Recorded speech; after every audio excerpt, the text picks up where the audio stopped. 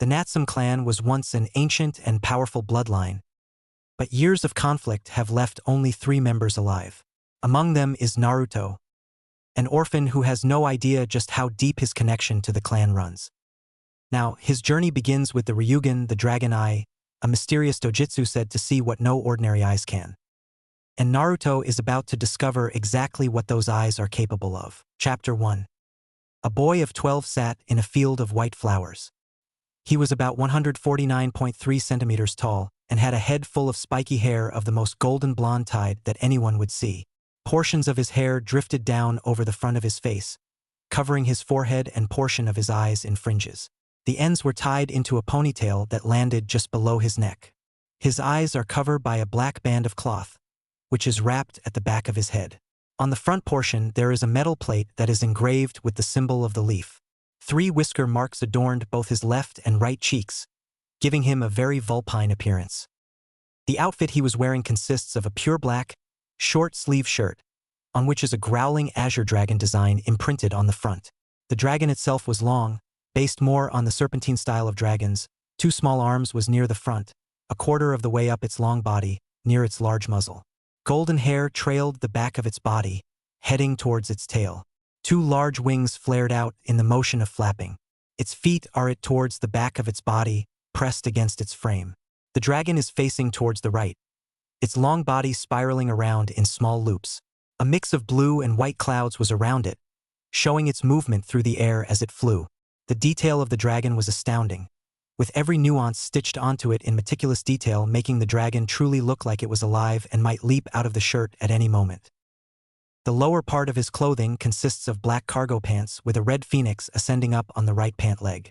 Its wings are flared out widely, a blaze of fire surround it as if it was a tempest threatening to incinerate him, along with his pants. His talons are extended downward. On the opposite leg, there is a white and black striped tiger growling fiercely, crouching down in a defensive posture as if ready to pounce on anything that would attack the boy. Its fangs are visible, adding on to its ferocious visage. Clouds surrounded the tiger, the bulk of it near its hind legs. Much like the dragon, the 2 animals bore an incredible attention to detail and looked almost alive. Leaning down a bit, the boy touched a flower near him. He rubbed the soft petals, memorizing the feel. So beautiful, he thought. Being around such beauty was a blessing. He had always loved beautiful things, and this flowers he had pretty much grown himself were about as beautiful and pure as they came. A smirk appeared on his face, thinking of the few exceptions. Feeling a slight presence not too far from him, the boy sent a chakra wave out. The wave returned to him a second later, giving him a mental image of the flowers around him and a figure, a man to be more precise, hiding in a forest behind him. Another one? This is the 3rd time this week, he thought. He slowly rose from his spot and leisurely turned towards the trees, trying not to alert the individual that he was found. This should be easy, the figure thought as he crept along the trees with stealth skill of a decently trained ninja. Neither hiding nor his stealth would do him any good here, but there was no need to alert him to such a fact. The boy sighed, then began walking towards the tree line, hoping to draw the person out. The ninja pulled out a kunai and prepared himself for combat. Just as the boy reached the trees, the figure shot out toward him, kunai ready to pierce his neck. A smirk appeared on the boy's face. It was time to go to work. With deft and sure movement, the blonde moved to his left, sidestepping the incoming kunai. There was a blur of movement. He felt the stirred air ruffle his hair and clothing as the man passed, his hair blowing away from his cloth-covered eyes. There was a slight thud behind him, approximately 5 meters if he had to guess. He picked up the slight shifting of the grass and dirt, figuring the ninja had slid across the ground. He could tell he didn't reach the garden. Quick footsteps alerted him that the ninja was heading back towards him. The boy moved again, accurately dodging the follow-up strike, then the next one, and the next, and then another. "Damn it! Stay still, brat," the person shouted with a mix of anger and annoyance. Amused, the boy continued to dance around the man, dodging each attack, a smile playing on his face. "Now, why would I do something so stupid?" the boy asked in a mild-mannered voice, as if he and the shinobi currently trying to gut him were old drinking buddies. "So I can end you," the man roared, as he attacked with fiercer determination than before. He was also much sloppier than before. And that would make me want to stay still, why? The blonde asked, tilting his head even as he jumped backwards and away from the ninja as he thrust his kunai forward. There was a slight pause in the man's moment. A moment later he heard the man run toward him again and smirked. It was all too easy. The next instant he disappeared from the man's sight and appeared behind him with a kunai in hand. He heard the man turn around and smirk, marring his face widened just a bit. How? The ninja choked, his anger and desire for vengeance slowly giving way to shock. There's no way you can be that fast. You sure do ask stupid questions, the boy commented. He disappeared again and reappeared several feet away from the man. The sound of the ninja dropping to the ground reached his ears a second later. With the threat currently gone, a loud sigh escaped his mouth. The old man needs to up the training for his ninja. He walked over to him, sending another chakra wave out to confirm his position. When he got the image, he stopped directly above the guy, crouched down and grabbed him by his collar. The blonde rose up, lifting the man off the ground. He hefted the larger ninja over his shoulder. With his other hand, the blonde made a hand seal and focused his chakra. Then he was gone. It wasn't long before the boy reappeared in an office surrounded by jounin and an old man in a chair, behind a desk. He sent another chakra wave and got mental images of all the jounin. A few of them were female and the rest were male. He felt a heated glare from most of the people in the room. Naruto, why aren't you in class? He heard an aged voice asked. First, why are you holding that chunin? Naruto smiled. Well, I was tending to my garden and he decided he wanted to spar. I was like, why would a chunin want to spar with me when I wasn't even an official genin yet? Naruto explained. He was all like, I heard you were strong for your age and wanted to see if it was true. He then proceeded to charge at me. As you can see, I kicked his ass. Naruto replied joyfully. The old man sighed before speaking. How many times does this make? The old man asked, pinching the bridge of his nose. Third time today, but then again, I was up all night. He replied, tapping his chin with his index finger. No rest for the awesome, it seems. Naruto added. The old man snapped his fingers and two people appeared in front of Naruto. Hokage-sama.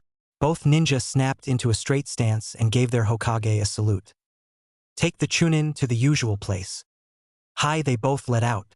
The scuffle of feet drew nearer to him, one pair on either side. They stopped just a few inches from his position, and soon enough, the weight of the chunin on his shoulder disappeared. There was a slight pop and displaced air, most likely a shunshin, and the presence of the chunin and the other two shinobi disappeared. With the new dilemma now taken care of, the aged voice again came to Naruto's ears. Naruto, you didn't answer my first question, he said. Oh well, that's easy to answer. Naruto hummed slightly. I just didn't want to listen to the fangirls. They yell too loud, you know? Naruto said. That one of the lamest excuses I've ever heard, came a feminine voice from behind him. Naruto cocked his head to the side, judging the distance between him and her. Exactly 1.43 meters. Well, if you don't like that one, I could just tell you I got lost on the road of life then, Naruto replied. The woman who just spoke walked over to him and tried to hit him over his head. It would have worked if he wasn't expecting it. With a well-timed lean, he managed to escape the blow, though he failed to escape the second one. What have I told you about using that stupid excuse? From his crouched position, Naruto sent out a small pulse of chakra towards the woman who just hit him. The image he got was of what many men would consider a goddess in human form. She was of a decent height, standing around 167 centimeters total. The color of her hair is violet, an unusual color, one that he had only seen on her. It was tied up into a short, somewhat spiky ponytail, with small fringe of bangs hovering a few centimeters above her eyes. Those eyes, they were light brown and strangely enough, had no pupils, though Naruto knew for a fact that she was not blind. Her eyes, much like the rest of her, was unique. Her outfit consists of a tan overcoat that went down to her ankles, with a mesh bodysuit under it that ended at her thighs, and matching tan skirt. Both the over and skirt did very little to hide the way her mesh suit conformed to her body, revealing flawless curves and toned muscles that only came from a lot of training. The finishing touches to her outfit consisted of a necklace with a snake thong around her neck, a dark blue belt around her waist that connects to her skirt that has an appendage-like sash, shin guards on her legs, and blue sandals. All in all, This woman seemed to define the phrase dressed to kill. But Hebe-chan, he whined. It's true. I was walking to the academy when I scented my garden and just had to go there. The beauty of the petals was so very enticing I couldn't ignore them and I just got lost in thought. His petulant-looking pout soon transformed into a charming, yet lecherous smile. However, I have to admit, as enticing as my flowers were, they have nothing to your hypnotic beauty. The response he got from the general populace was mixed. Those who knew him either snorted or chuckled, while those who didn't looked at the boy with incredulous eyes, as if wondering whether or not he had a death wish. Anko merely grinned, patting him on the head. I didn't know you liked older women, she said cheerfully. Of course I'm into older women, especially women of your caliber, Naruto exclaimed. My caliber? What's my caliber? She asked curiously. You are smart, sexy and dangerous, Naruto listed off, using his left hand to tick off the index, middle, and pointer fingers of his right hand as he spoke. Very few women have even one of those traits, while you embody all three. True, true, Anko replied to his words with a nod. The jounin in the room couldn't help but face faulted. HN, that's odd. I remember you saying that same thing to me last week. Another female cut through the room, this time on his right. This particular person was another woman, a vision of loveliness that few could match. She had long and black, shoulder-length, untamed hair. A Konoha forehead protector kept it, for the most part, out of her face, leaving only a few small bangs framing either side of her heart-shaped face. Her eyes were a very unique color, a deep and exotic wine red, with an additional ring around the pupil, making for a very hypnotic and beautiful set of eyes. She wore very little makeup, which consisted of red lipstick that managed to draw attention to her full lips, and purple eyeshadow that brought out her already stunning eyes. Her outfit was another unusual feature about her.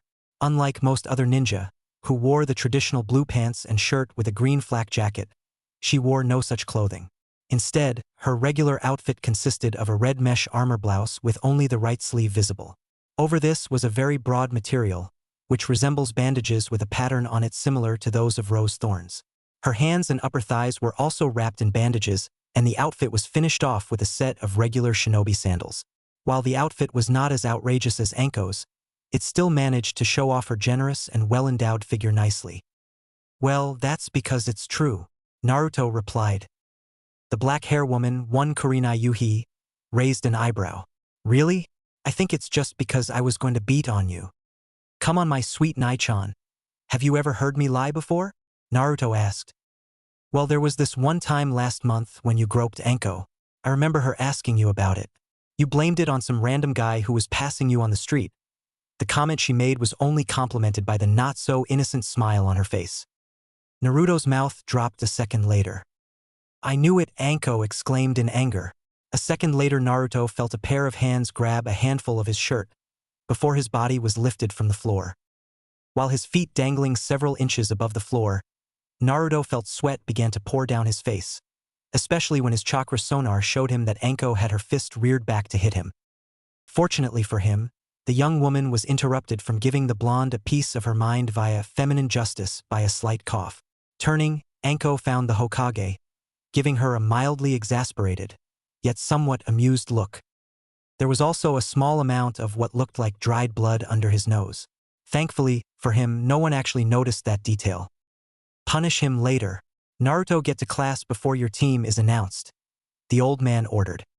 Fine, Anko grumbled. While she would love to wail on the brat for groping her person, she couldn't just ignore a direct order from her Hokage. And besides, he hadn't said she couldn't punish him, just not now. And oh, would he be getting his punishment later? With thoughts of her retribution, which many involved kunai, blood, and having the blonde pay for a lifetime supply of dango, Anko dropped him, letting Naruto fall to the ground. He did, and managed to keep from embarrassing himself by landing on his feet, bending his knees slightly to absorb the surprise impact. He then stood up straight and sighed as he heard her turn around. A small smirk made its way to his face. He pulled his arm back and used his chakra sonar to take aim. Kept that ass tight, he shouted out, swinging his hand around, smacking her rear fast. The loud sound of a hand smacking flesh was only overshadowed by the very girly yelp that came from Anko. Kaya! Having let out her squeal of surprise, pain, and, oddly, arousal, Anko jumped slightly, her hands moving to her backside. Everyone else stared at the blonde, in a mixture of admiration, pity, awe, and even shock for the males. For the woman, rage, hatred, the ever-infamous look of righteous female fury, and interesting enough one smile, from the one who predicted it would happen. As for Anko herself, she was having a bit of a problem. Her mind had temporarily short-circuited, and not just at the thought that someone had the audacity to smack her in the rear, but also that person had to be a 12-year-old kid. There was also the problem that the ass slap had resulted in her slight arousal. Of course, with all women, the moment her brain rebooted and kick-started her thought processes, her mind gave way to embarrassment and anger. It wasn't long before she was spinning around towards the blonde, her hands already moving to throttle the little brat. Naruto just gave her a cheeky grin, his hands already forming into the ram seal. "By sweetheart," Naruto said with an oh-so-cheerful smile, right before he disappeared in a puff of smoke, once again managing to escape the wrath of the angry woman. The enraged shout of "Naruto" could be heard all throughout Konoha Academy. Naruto arrived outside his classroom just a few minutes later. The moment he walked in, he started sending out chakra waves every few seconds to allow himself to receive constant updates on what everyone inside of the classroom was doing. And currently they were staring at him. "Naruto, where the hell have you been?" asked the teacher standing in front of the class. Irika was a man of average height and build, standing at 178 cm in height. His outfit consisted of a blue, long-sleeve shirt, a green flight jacket on the over it, and a pair of long blue pants that have a white tape around the left and right thigh and his forehead protector around his forehead. His irises are a brown color and his shoulder-length brown hair is tied messily in a high ponytail. There is a wide horizontal scar across his nose. "Well, you see, Irika-sensei, I was relaxing in my garden when this hot purple-haired woman came out of nowhere. She was like, 'Naruto, it is time you get your due for the entire woman population that you have sexually harassed.' Then I was like, 'Well then bring it on,'" Naruto said, changing his voice as he acted out the roles using large, gesticulating hand gestures. "We got into this huge fight and I realized that she wouldn't go down. Not only that, but she seemed more skilled than I myself is. So I thought of the most suitable plan, and it was extremely simple," Naruto said, explaining it, not really caring about the incredulous, stupid, and angry looks he was receiving from his teacher and fellow classmates. "I decided to grope her once again and I succeeded. And let me tell you, Irika-sensei, her breast was V." "That's enough, Naruto," Irika interrupted, apparently feeling no desire to hear more about the blonde boy's exploits. "Very soft, and that ass. One of the finest I have ever seen, and that is saying something," Naruto continued. "Naruto," Irika warned. "But back to what happened. As I groped her, she let out this erotic moan that instantly gave." "Naruto," Irika shouted angrily as he slammed his hand on the table. "What?" Naruto asked, shifting his head toward Irika. Just go sit in your seat," the teacher said in an irritated tone as he pinched the bridge of his nose. Damn, if this boy didn't give him a headache. Naruto grinned, walking to the back and sitting next to a rather plump student wearing a white shirt with green short pants, unruly brown hair, and blue ninja sandals. Aside from the boy being rather large, he swirl marks on his cheeks and his spiky hair was held by the forehead protector, which was wrapped around his head like a bandana, with only 2 tufts sticking out on each end. The boy next to him is wearing a gray shirt with a mesh shirt under it, black long shinobi pants, and blue ninja sandals. His charcoal black hair was tied to the back, resembling a pineapple. What was very odd about this particular boy, aside from the fact that he was currently sleeping, was the perennial expression of boredom he had on his face whenever he was actually awake. "Yo Choji, Shikamaru," Naruto greeted as he sat down. "Hey Naruto. Interesting story," Choji replied. As always, the larger boy was currently eating out of a bag of chips, which hindered his speech as he had to stop talking every so often to munch on his chips. "Thanks," Naruto said with a smile that spoke how pleased he was with himself. "I have hundreds of them." As he finished speaking, Naruto noticed that Shikamaru was still asleep, and decided to wake him up by kicking the lazy soon-to-be genin in the shins. "Ugh, troublesome blonde," Shikamaru greeted, barely lifted his head up to give Naruto the evil eye, or at least, as evil an eye that someone as lay as he was could give. Less than a second later, Shikamaru's head hit the table again as the lazy Nara fell asleep. Naruto shook his head at the other kid's lack of energy, before turning his attention to someone else, someone much more important than the lazy kid who liked to sleep. "Hey Maya-chan." He waved at his friend in greeting. The girl he was talking to gained a small tick mark on her head, picked up the nearest book, and smacked the blonde with it. "Whap! Ouch!" he yelped, his hands going to his nose.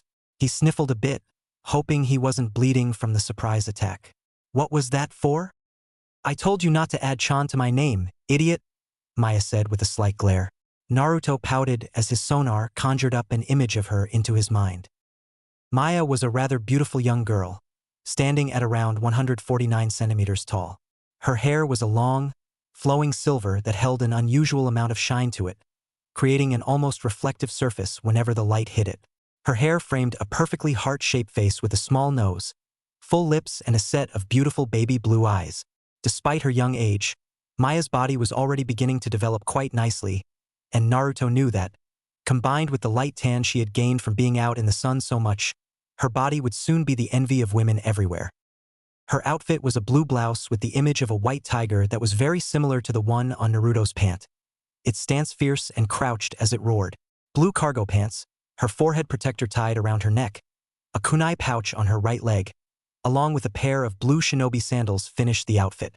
The only other item of interest she held was a long, 40-inch katana that was set in a purple sheath, leaning against her desk. "Hello, Naruto," said a girl sitting next to Maya. The girl speaking had long, straight brown hair that goes to the middle of her back and kind, brown eyes. Like Maya, this girl was rather beautiful, her healthy tan complementing a growing figure similar to Maya's own well. The outfit she was wearing consisted of a white sleeveless blouse with a burning red phoenix design on the front. Its wings spread out as a halo of fire surrounded it. Fishnets covered her right elbow, and a pair of green cargo pants conformed slightly to fit her athletic hips and toned legs. Situated on her right thigh was a kunai holster, and attached to the back of her pants was a tan supply pouch. Her Konoha forehead protector was tied tightly around her right arm. "Hey Ayakaelan," Naruto exclaimed, drawing out the chan. It wasn't long before another book came flying from Maya, smacking him in his head. "Ouch," Naruto groaned, his hands going to the growing lump on his head. "I told you not to call her that either," Maya said in a stern, "if you don't listen to me, I'll castrate you" voice. "But," Naruto started. "Shut up," Irika roared, utilizing his ever-infamous big head technique to increase the size of his cranium to 3 times its normal size. Naruto closed his mouth and turned to Irika, making the scarred Chunin sigh in relief, now that he was finally able to continue. "Okay, now for you teams. Team 1 is..." "Hey, Shikamaru, we're still on for today, right?" Naruto asked lowly. "Yeah," came the ever-lazy reply. "Hey, Naruto, how is it possible for you to beat Shikamaru when you can't see?" asked Chuji as he reached his hand into his bag to continue munching on his potato chips. Barbecue-flavored potato chips. Yum. A small grin stretched across Naruto's face as he replied, "Sorry, trade secret." Choji looked like he was about to complain, but Maya was quick to interject herself and change the conversation by asking, "Naruto, why were you late?" "I told you already. That purple-haired," Naruto said. "Yeah. Now how about the truth?" Maya said, frowning. "Maya-chan, you wound me. For you to think that I would make up that incredible story just to throw everyone off my trail, that hurts," Naruto said in a mock-hurt tone. He put his hand to his chest, as if to emphasize the pain the silver-haired girls caused him. Maya stared at him with an annoyed look, her eyes beginning to twitch, while Aya had to cover her mouth to hide her giggle. "I believe you, Naruto-kun," she said, smiling. Maya stared at her as if wanting to scold her. "Thank you, Aya-chan. I'm so relieved that at least one of my close, beautiful friends trusts me," Naruto said, sniffling slightly. Maya glared at him in an incredulous manner. "Well, forgive me for not believing that you would fight a woman, grope her, and manage to get away without a bruise on your body or at least your clothing a little ruffled," Maya said. Naruto's mouth opened slightly before he touched his clothing. "There is a reasonable explanation for why I haven't been hit," Naruto said. "And what is that?" Maya asked. "I ran. Naruto said in a manner that said this was all the answer she needed. Team 7 is Sakura Haruno, Aya Natsume and Sasuke Uchiha, Irika said, catching their attention. Fuck, Aya thought. Naruto let out an angry growl, causing Maya looked at him. She shook her head before leaning back slightly. Team 8 is Hinata Hyuga, Kiba Inuzuka, and Shino Aburame, Irika said. Yes, true love wins. Sakura shouted her glee to the world. She pointed a victory sign at Ino, who was sitting next to her. Sakura Haruno was a girl, long pink hair with emerald green eyes. Her forehead protector was tied around her forehead, holding her hair away from her face. She was wearing a red chipao with white rings on the front, white pants that had bandages covering her right knee, and blue ninja sandals. Unlike Maya and Aya, who were both already beginning to develop bodies that could already be considered drool-worthy, Sakura curves were less than average, mainly due to her dieting so she could impress her Sasuke-kun. I can't believe it, Ino groaned in complaint. Using his chakra sonar, Naruto got the image of a girl with pale blonde hair and aqua-colored eyes. Her long waist-length hair is tied up into a ponytail, a large bang covering the right side of her face, just barely covering the end of her eye. He knew her to be at a height of 149.3 centimeters tall, her lithe body possessing the curves of a developing girl. There is a silver hoop earring in each of her ears. Her outfit consists of a short purple vest-like blouse with a raised collar and a skirt that was cut off on the sides. Bandages were neatly wrapped around her stomach and legs, keeping any of her skin from showing. Purple and white elbow warmers adorned her arms, leaving her shoulders bare. Her forehead protector is tied around her waist, being used as a belt. Ugh, how troublesome. Why do girls like guys like that anyways? Muttered Shikamaru. Normally he would keep his mouth shut, as it was usually too troublesome for him to even open his mouth. But considering the girls in his class kept harping over Sasuke-kun constantly no matter what he said, or didn't say, the entire situation was already troublesome to him. Honestly, Shikamaru, Ino huffed, it should be obvious why we like Sasuke-kun. It's cause he's dash. Shikamaru, I can answer that. Naruto interrupted Ino before she could go on a rant about the greatness of Sasuke-kun. Ahem, Naruto coughed into his hand, clearing his throat before starting on his own spiel. Girls these days, excluding Hinata, Maya-chan, and Aya-chan, are stupid. They go after guys who they believe are mysterious but are obviously gay. Hence the reason they like an emo bastard like Sasuke. Naruto said with an unrepentant grin. His grin widened when he felt several glares that could have melted the polar ice caps, and a weak killing intent that was just a little stronger than civilians. The only girls not blasting him with glares and killing intent were Maya, who was smirking, and Aya, who had covered her hand while releasing a soft giggle. Fuck you, Naruto, both Ino and Sakura screamed. Shut up, Irika yelled once more. Both girls shut up immediately, their eyes wide as they looked toward Irika. Sighing, the scarred Chunin continued. Now for Team 10. Ino Yamanaka. He started. Ino perked up listening for her teammates. Shikamaru Nara, he said next. Oh no, not lazy bones. Ino thought lamentingly. And Chuji Akimichi. Irika finished. As soon as the last name was called, Ino banged her head on the desk and released an audible groan. Great. Just what I needed, lazy and fatty. Since there are 32 graduates this year, we don't have enough students to form another 3-man squad. Irika started again, looking over the notes on his clipboard. Therefore, Naruto Uzumaki and Maya Natsume will form a 2-man squad for Team 11. Naruto and Maya looked over at each other as Irika said this. A moment later, they both smirked.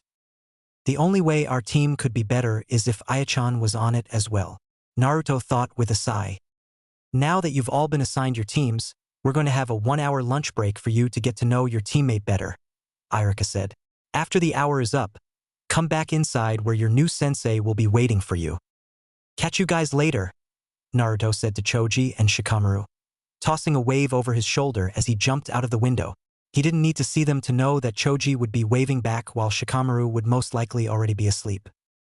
Walking along the walls, the blonde soon made his way to the back of the school and, through the use of his chakra sonar, managed to find a decently large tree.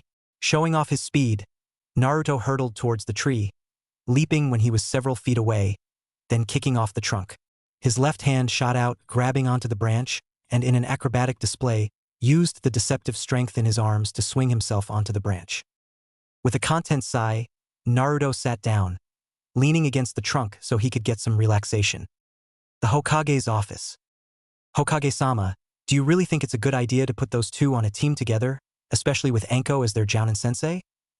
Asked a man with black hair that was done up in short spikes, and a beard that ran along the edge of his jaw.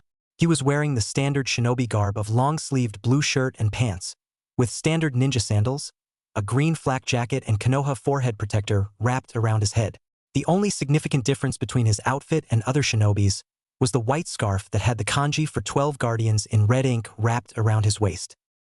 I agree with Asuma, said another jounin, this one with spiky, duster-style haircut. He was wearing the standard jounin outfit, with the sole exception being that he had a face mask on that covered the lower half of his face. Also, his forehead protector was tilted over his left eye, covering it so that no one could see what was underneath. However, it wasn't these differences that caught people's attention. No, that honor belonged to the relaxed, almost lazy posture he had, and the drooping expression on his face, as if he were extremely bored. There was also the small orange book in his hand, but the only attention that got were the glares from the few women inside of the room with him. I think Maya would be better on my team, the masked shinobi continued. I think she would not only be an asset, but would also allow for better team dynamics. She has great charisma and leadership qualities, as well as incredible potential. I believe Maya would inspire Sakura to do better as well. No, Sarutobi said, shaking his head back and forth. While you may be correct about her potential, she is most definitely not suited to be on your team. Oh, Kakashi looked up from his book to stare at the Hokage. May I ask why? Aya is, for lack of a better word, normal compared to Naruto and her cousin. That's one of the reasons she was placed on Team 7. She has the best chance of actually getting along with Sakura and Sasuke. Naruto and Maya, however, are a very different story. Naruto has a problem with males altogether, as you three should already know. He keeps the ones that he gets along with at a distance. That's why Anko has been placed as the jounin for their group. However, there are other problems. Under certain circumstances, Naruto, for which is hard to determine the cause, will lose control of himself. From there, he enters an enraged state that makes it impossible to subdue him without great harm. Maya seems to be the only one capable of bringing him back from these enraged states. Rages? Asked Kakashi, raising an eyebrow. You needn't worry about it, Kakashi, Sarutobi said in a firm voice. She is on his team to control him when he gets like that, the Hokage said. Besides, I don't think Maya would want to be on teams with anyone else. He chuckled a bit as he thought of just why she would not want to be on a team with anyone but Naruto. The old Hokage absently wondered how long it would be before Maya herself discovered those reasons. Back with Naruto. Even during his relaxation, his mind was still alert. The moment the scent of cinnamon hit his nose, Naruto sent out a chakra wave, the sonar pinging back to him as he received the image of Maya on the same branch he was sitting on, walking soundlessly toward him. It was hard to withhold the smirk that wanted to break through as she knelt down in front of him. There was a moment of pause before Maya reached up for his forehead protector with both hands on either side of his head, getting ready to grasp the Konoha headband and pull it up. Before she could, however, Naruto's hands moved as lightning, snatching her wrist and kept them from moving. The smirk that threatened to break free now was loose as Maya struggled, just a bit startled that he was up. Tisk, tisk, Naruto jokingly mocked. Since when did want to take a peek at my eyes? Since the first day your eyes were covered, Maya answered with a shrug. As Naruto let go of her hands, she retracted said appendages and moved to sit down, positioning herself so that her legs were hanging off the branch. Sue! She started swinging her legs slightly. Who do you think is our sensei is going to be? Naruto grunted as he shifted a bit, crossing his arms over his chest as he did so. Don't know, but as long as we've got a female for a sensei, I'm good. I would hate to lose a jounin sensei so soon if we were given a man. You really shouldn't say something like that so freely, Maya warned her friend with a mild look of reproval. Probably, Naruto replied in a bright, cheerful voice. But it doesn't matter right now. There's no one around to hear me except you. Idiot, she sighed. Before chuckling a little, she looked up at the sky and smiled. Deciding to change the subject, she asked/demanded, So tell me what happened a few nights ago. You mean after the Genin exam? Yeah, she replied, her gaze moving away from the sky to him. I didn't see you at all that night. Why do you think anything happened? He asked with a tilt of his head. Naruto, she growled in warning, letting him know that she was being serious, and she wouldn't hesitate to knock him one if he didn't answer. All right, no need to get your pretty red panties in a twist. Naruto let out, tensing his body slightly for a hit. She just gave him an annoyed glare, and he sighed. Nothing serious happened. I just got into a fight with Mizuki. That's all, Naruto said. A fight with Mizuki? At Naruto's nod, how did that happen? She asked, confused. Naruto chuckled, a smug smirk coming over his face. He thought he was smart enough to trick me into stealing the scroll of sealing. Maya looked at him for several seconds, her head tilted slightly at his words, and their meaning registered in her eyes. A second later, she narrowed her eyes, grinning. You sly fox, you stole it, didn't you? She accused, making the blonde grin. Oh hell yeah, I did, Naruto exclaimed, pride in his voice.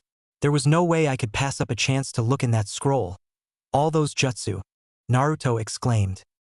Maya rolled her eyes at the sight of her best friend drooling, but couldn't help but be interested in what he said. Did you learn some useful jutsu? Yep, he said with a smile. Maya looked over at him and, seeing the smile on his face, smirked as thoughts of how to learn the jutsu he learned off him. A second later, she jumped off the branch, landing in a slight crouch on the ground below. She looked back up at him, smiled, then began moving towards the school building. Hey, where are you going? Naruto shouted out. To meet Aya. She must be lonely having only Sakura and Sasuke for company, she said. Maya turned around and was about to walk away again, when someone grabbed her from behind. She was pulled back a second later, her momentum only stopping when her back hit his chest. Nah, Naruto, squeaked Maya in surprise. What are you doing? Naruto, who had been the one to pull her back, had quickly used their position to his advantage, and now had both his hands resting firmly on her chest. He grabbed the handful of the still-growing mounds, noting that he could no longer fit them all in one hand. Maya-chan, I think your breasts got a little bigger, Naruto said almost absently as he gently squeezed her breast. Maya scowled, her face burning red from both anger and embarrassment. Really? She asked through gritted teeth. Naruto hummed slightly, as if in thought. He released his soft grip on her chest and allowed his hands to drop. A second later, both hands were dipping in her pockets. Unfortunately, before he could search for what he wanted, Maya grabbed his wrist. Nice try, she said, tilting her head, allowing her face to be overshadowed, giving her a dark and twisted look. Damn, he muttered, before letting out a nervous laugh. Now Maya-chan. Don't do anything you'll regret now. The blonde stopped, feeling his body being pulled forward. He barely had a second to escape her grasp, allowing himself to be thrown instead of smashed into the ground. His body twisted around in the air, corkscrewing, before he landed on the ground several feet from her. Don't worry, Maya said as she stalked up to him, like a predator when it's found its prey. I won't. A small nervous smile appeared on his face. Naruto had to wonder, should he comment on her sexy a look that was? Unfortunately for him, he would not be given a chance to say anything, as Maya suddenly lashed out with a heel kick that aimed to crack a few ribs had he not ducked under it. Naruto rolled forward, hoping to move past her now raised leg. However, before he could do much, Maya brought her heel down hard, and Naruto was forced to change direction mid-roll. He barely managed to dodge her foot, which just cracked the ground where it struck. As the blonde scrambled to his feet from his new position several feet, he frowned at the realization that the attack might have actually hurt him. Maybe his teasing went a little too far? Nah. This was the scene that Aya walked into. She had just come out from the academy and was holding a bento box, which she had been hoping to eat in the presence of her cousin and friend. Sakura and Sasuke had not been all that fun to hang out with, as Sakura had just pestered Sasuke for a date, and Sasuke ignored her and everything else around him. She stopped, however, and an expression of confusion entered her face as she watched the battle between Maya and Naruto. Her blonde friend was quick to sidestep a punch from Maya, a straight jab that would have put his jaw out of commission for some time had it hit. As it was, he could still feel the displaced air from the attack hit his cheek. He jumped backwards, out of Maya's range, as she followed up with a spinning kick that would not have been good for his health. "Maya-chan, calm down," Naruto pleaded, before being forced to dodge another attack from his friend. He was unable to get another word in as Maya paced him with a relentless fury and sent a barrage of powerful punches and kicks his way. "What makes you think I'm not calm?" Maya shouted, her fist lashing out like lightning. Naruto just barely managed to tilt his head to the side and letting it pass. Even then he could feel the power behind her attack. "Why don't you look at the ground you just cracked?" Naruto shouted back, dodging as more kicks and punches came his way. He was quick to move, weaving through the hailstorm of attacks. It would not be good for him to get hit by one of them. "That's okay. I think I would have a better time looking at your broken arms," she shouted again. Aya watched as her silver-haired cousin continued to chase Naruto, her arms and legs a blur, as she used them to launch incredibly fast attacks. Naruto was barely able to dodge some of them by using a combination of sidesteps, crouches, and jumps. Several of Maya's attacks would come so close that they would ruffle his hair and clothing. Well, at least she doesn't have her katana this time, Aya thought, sweat dropping as she watched a particularly vicious kick from Maya blow off the bark of a tree that Naruto had been backed against. Sighing, Aya moved over to another tree and made herself comfortable. Knowing those two, they would be at this for a while, or at least until Maya got tired. She sat down under it and placed her bento on her lap. Opening the box, Aya grabbed a kushi dango and brought it to her lips. She started to eat slowly as she watched the two continue their fight, well, one-sided fight. Naruto, smelling the scent of food, stopped long enough for Maya to slug him hard across the cheek. He hit the ground hard, sliding back. The blonde came to a stop near the middle of the area, groaning lowly. His right hand went to his face, rubbing his bruised cheek. "Ouch!" Maya walked up to his prone form, stopping just over him. She stared down at Naruto, who was too busy rubbing some feeling back to his face to notice her presence. Raising her right foot up, Maya brought it down hard onto his stomach. The blonde gasped out in pain. Dirt kicked up around them as the power of Maya's next stomp pressed her friend into the ground. Soon enough, Naruto's cries were only equaled by the sound of sandaled foot colliding with human flesh. Several minutes and 4 abandoned dango skewers later, Maya walked over to Aya with a satisfied smile on her face. She sat down on Aya's right side and quickly reached over her to grab a dango. "Hey, that's mine," Aya exclaimed as she reached over, trying to retake her stolen dango. However, Maya simply leaned over away from her cousin's grabby hands and began munching contentedly on the sweet treat.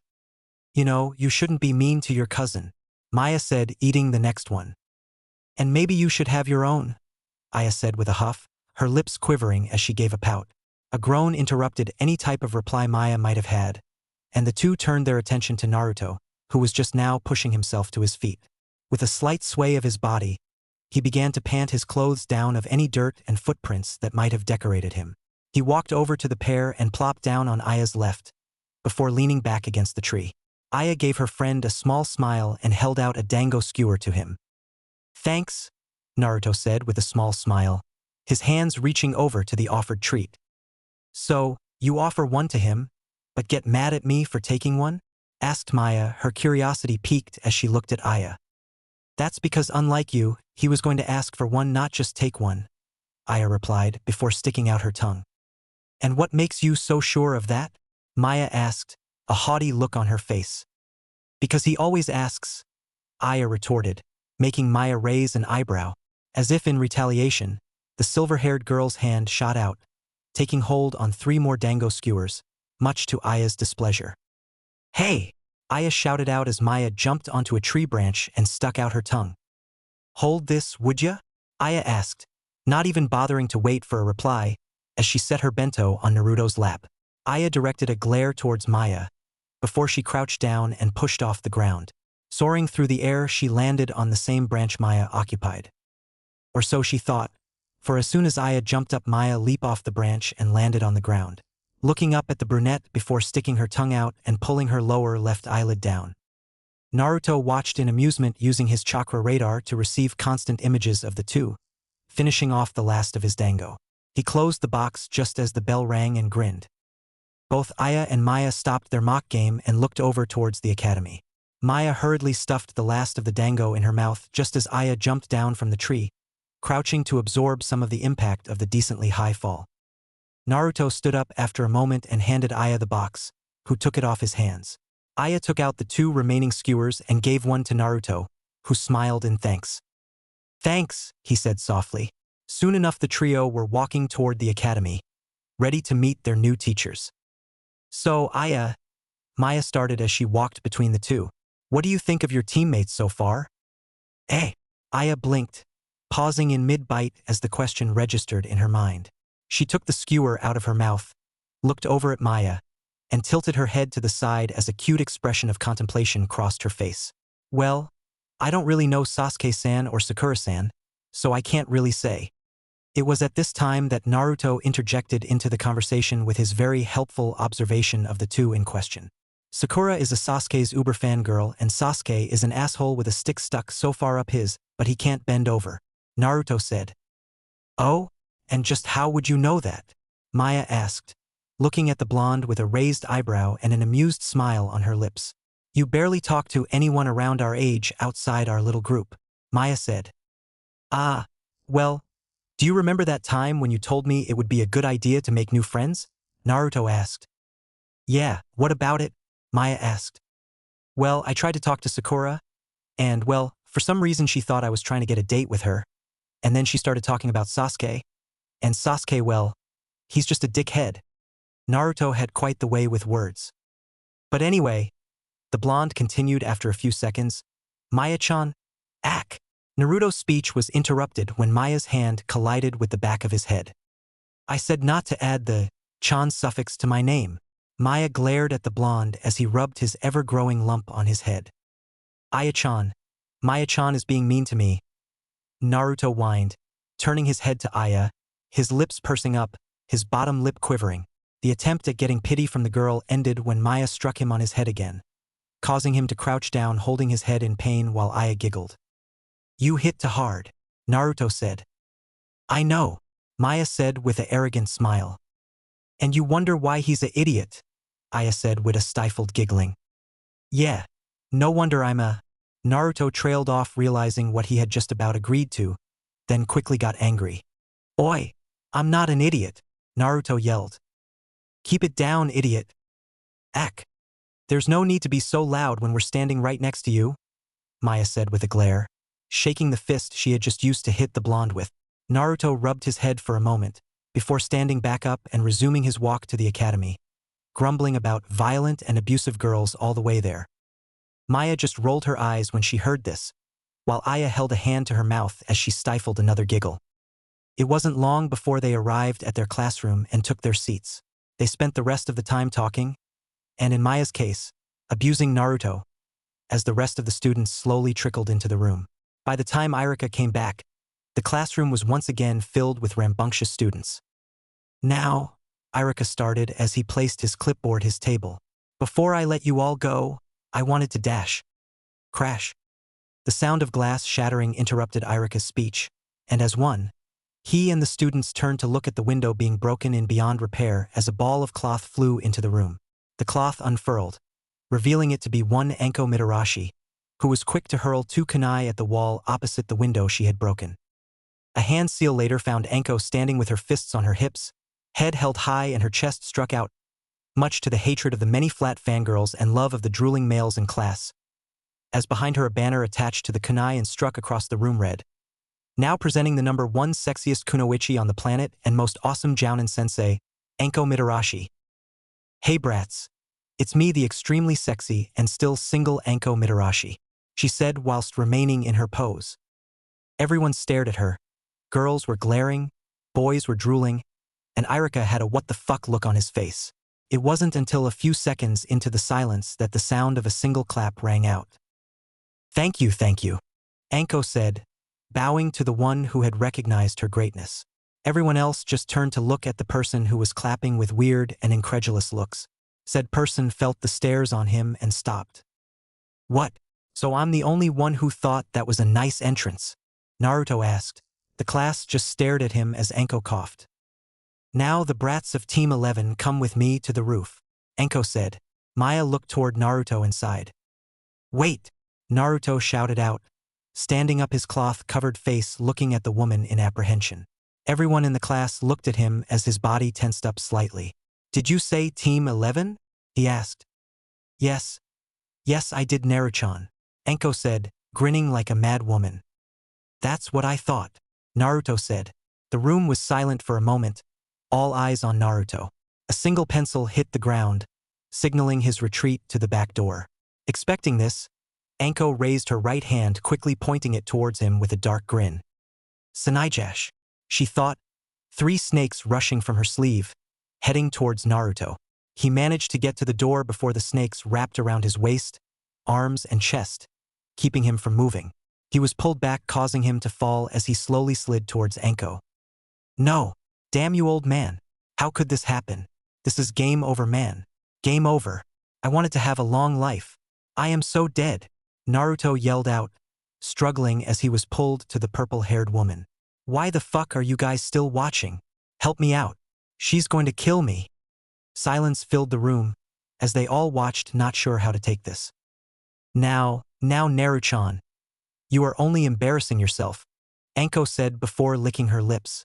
In less than a moment, the blonde reached her. He was turned around, his face now inches away from her. His mouth quivered, fear clearly on his face. Have mercy, he whimpered. A grin appeared on Enko's face, her eyes narrowed a bit. Mercy is for the weak, she said, before pulling him towards the door. Ah! Naruto let out a scream, before tilting his head towards Maya and Aya. Maya-chan, Aya-chan, this may be the last time you see me. Remember me fondly, Naruto shouted just as he was pulled out the room. There was a moment of silence as everyone stared at the door the blonde was just dragged out of, many wondering what just happened. In the next second, Naruto's head popped back in, his hands clutching the frame of the door. Aya-chan, I left a gift for you in my room. He was gone again, his scream echoing down the hall. Then he was back once more. And Maya-chan, don't you dare read my journal. He was out the room again. A few students noticed cracks on the door frame. Everyone waited a few minutes to see if Naruto was going to pop back in. After he didn't reappear, everyone looked at each other with a silent statement of he was telling the truth. Maya blinked a few times before she grabbed her sword. She quickly dashed down the stairs before heading towards the door. She passed Irika, who was still stunned from the turn of events. She was out the door and looked down the hall only to see the 2 missing. Damn. See ya, Irika-sensei, she said quickly, before dashing towards the stairs going to the roof. Irika blinked before he shook his head. He looked back at the banner complete with silly strings and fireworks, before he sighed and shook his head. Now, who's going to clean this up? He asked. On the roof. Naruto groaned as he lay flat on the top of the stairs, his body covered in bruises, lumps, and looked like he had gone 12 rounds with a Kage, then got stomped on by a bull, before finally getting his ass kicked by a horde of angry women. In short, he was nothing more than a bleeding mass of flesh.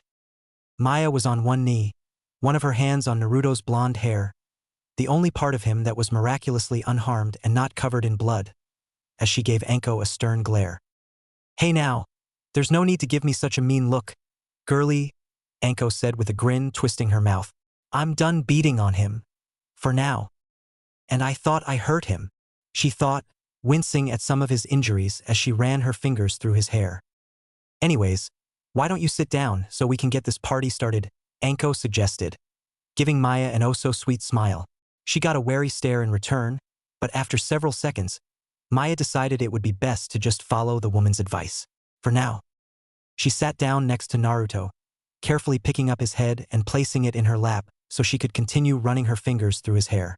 She actually felt bad for the blonde, and this seemed to help ease his suffering somewhat, as whenever her nails gently scratched his scalp, he released a sound that was almost like purring.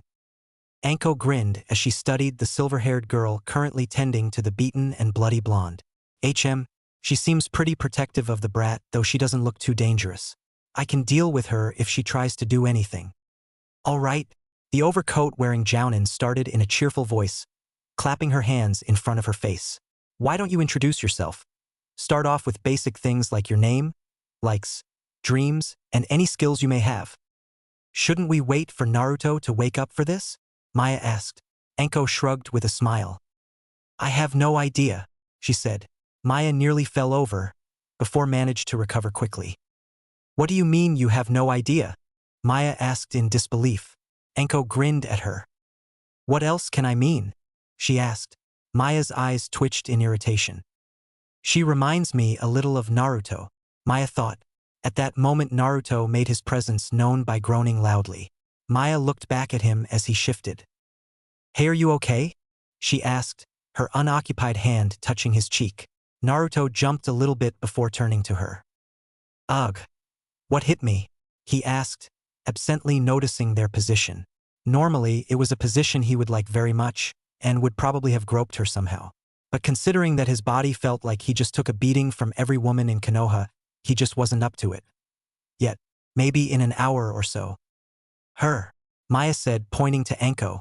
Said woman grinned at the blonde as he sat up. He stayed silent for a few moments, before rubbing his face. So what did I miss? He asked. We are doing introductions, Enko said, grinning.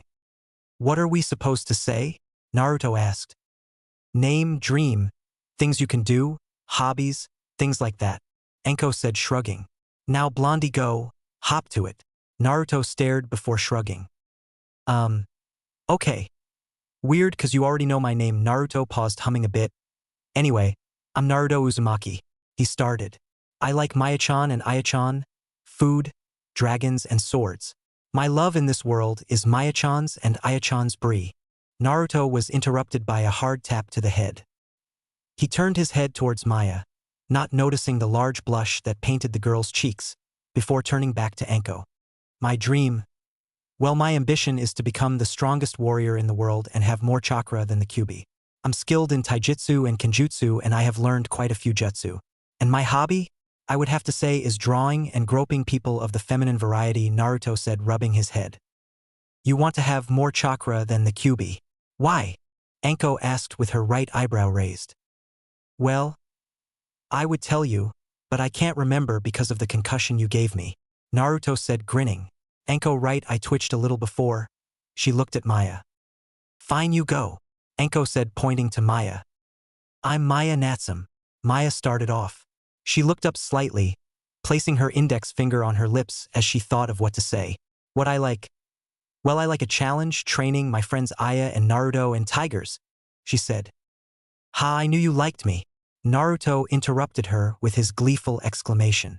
Maya was quick to pick up her katana and bashed Naruto on the head with it. Shut it, you idiot, she said, blushing. Enko stared at the two weirdly before shaking her head as Maya continued. Anyway, my dream. Well, I don't have one, Maya said. Naruto frowned as she said this, but remained quiet so she could continue. My ambition is to restore my clan. I'm skilled in my clan's taijutsu and kenjutsu style. I have at least 10 jutsus in my arsenal. Their interaction is weird. He makes a stupid comment and she hits him. From what I've seen and know of the brat, he tries to avoid getting hit by others altogether. Even when I was hitting him, he was evading a lot of my strikes. But she hits him without him even caring. I need to find out more information about them, Enko thought. Now the question is, what exactly should I do with them? She thought. Alright, now that we got that little introduction out of the way. Wait, you didn't introduce yourself, Maya interrupted. Enko raised an eyebrow at her, before a smile blossomed onto her face. So you want to know more about me? Very well, brat. Maya growled at the brat comment, but decided not to say anything as Enko continued. Now listen closely because I'm only going to say this once. I'm Enko Mitarashi. I love dango, sake, blood, and pointy things. I don't really have a dream, and my skills are my own. As she finished, Naruto and Maya both turned to each other, silently communicating in a way that unnerved Enko. However, their conversation didn't last long and they turned back to her. Now, as I was saying, you are going to be taking a test. What kind of test? Maya asked, blinking. A survival test, Enko replied, not even bothering to hide her smirk. What kind of survival test? Naruto asked. The kind that determines whether or not you two become genin, she said, watching their expressions. Maya stared at her blankly while Naruto just scratched his head. She had been expecting more of a reaction from the two. We know that already, Naruto said with a smile. Anko's eyes twitched a little, then she coughed into her hand. Damn, that ruined my fun, she thought.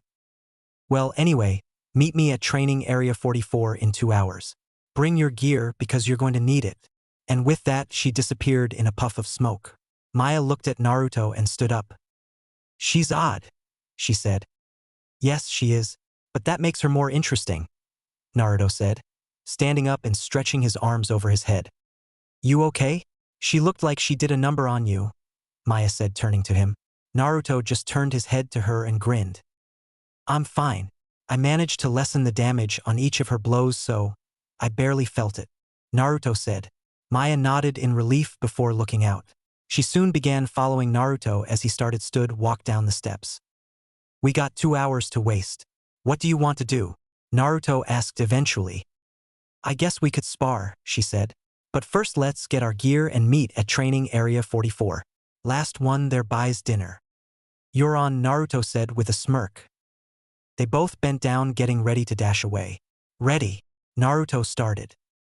Set, she said. Go.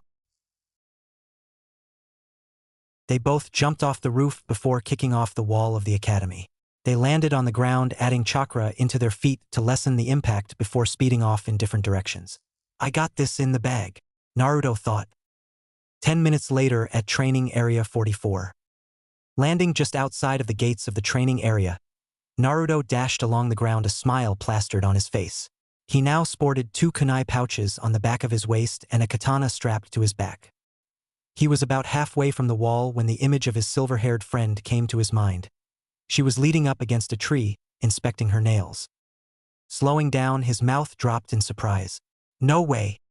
Maya, hearing his footsteps, leaned off her post, a victorious grin playing on her face. What took you? She asked haughtily.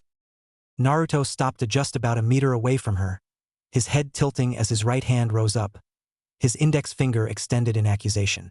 Yo, you cheated somehow. Maya drew back slightly at his comment.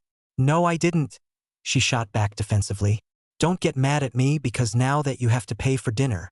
She pointed at him, looking down at him sourly. How in the hell could you possibly cheat in a race like this anyway? It's not her fault, her house just happened to be closer. Naruto made no comment. Sure, he was mad, but he had no proof of it. So as most people said, silence was golden. Maya dropped her hand before leaning her katana against the tree. She walked toward him, the slight insult already put behind her. So, which is it, taijutsu or kenjutsu? Naruto's hand dropped, frowning at his loss. Taijutsu, he grumbled his response. Taijutsu it is, Maya said, her glee at his choice was not lost on him. He would make her regret being that happy. He turned so his left side facing Maya. His legs were spread out and bent a little with him resting his weight on his right leg. His left arm was pointing straight down while his right was bent so that his arm was pointing at her near his stomach. Maya got into a similar stance, except her left arm was facing Naruto, with her forearm bent upward toward the sky. Figuring it would be hard to track her completely with constant chakra waves, Naruto used his chakra to make a mental lock onto her. He then inhaled, hoping he wouldn't accidentally hit a tree. They stood waiting few seconds, seemingly sizing each other up. A few stray leaves passed near them, being pushed by a good breeze. The match began, the final leaf rolling into Maya's right foot. Maya rushed forward, quickly closing the small distance between them. She aimed her right fist at the young boy, before firing a jab toward his nose. Naruto's response was almost instantaneous. With a lean of his body to his right while simultaneously swinging his left arm up, he managed to tap her fist with the back of his. This movement effectively altered the course of her attack completely.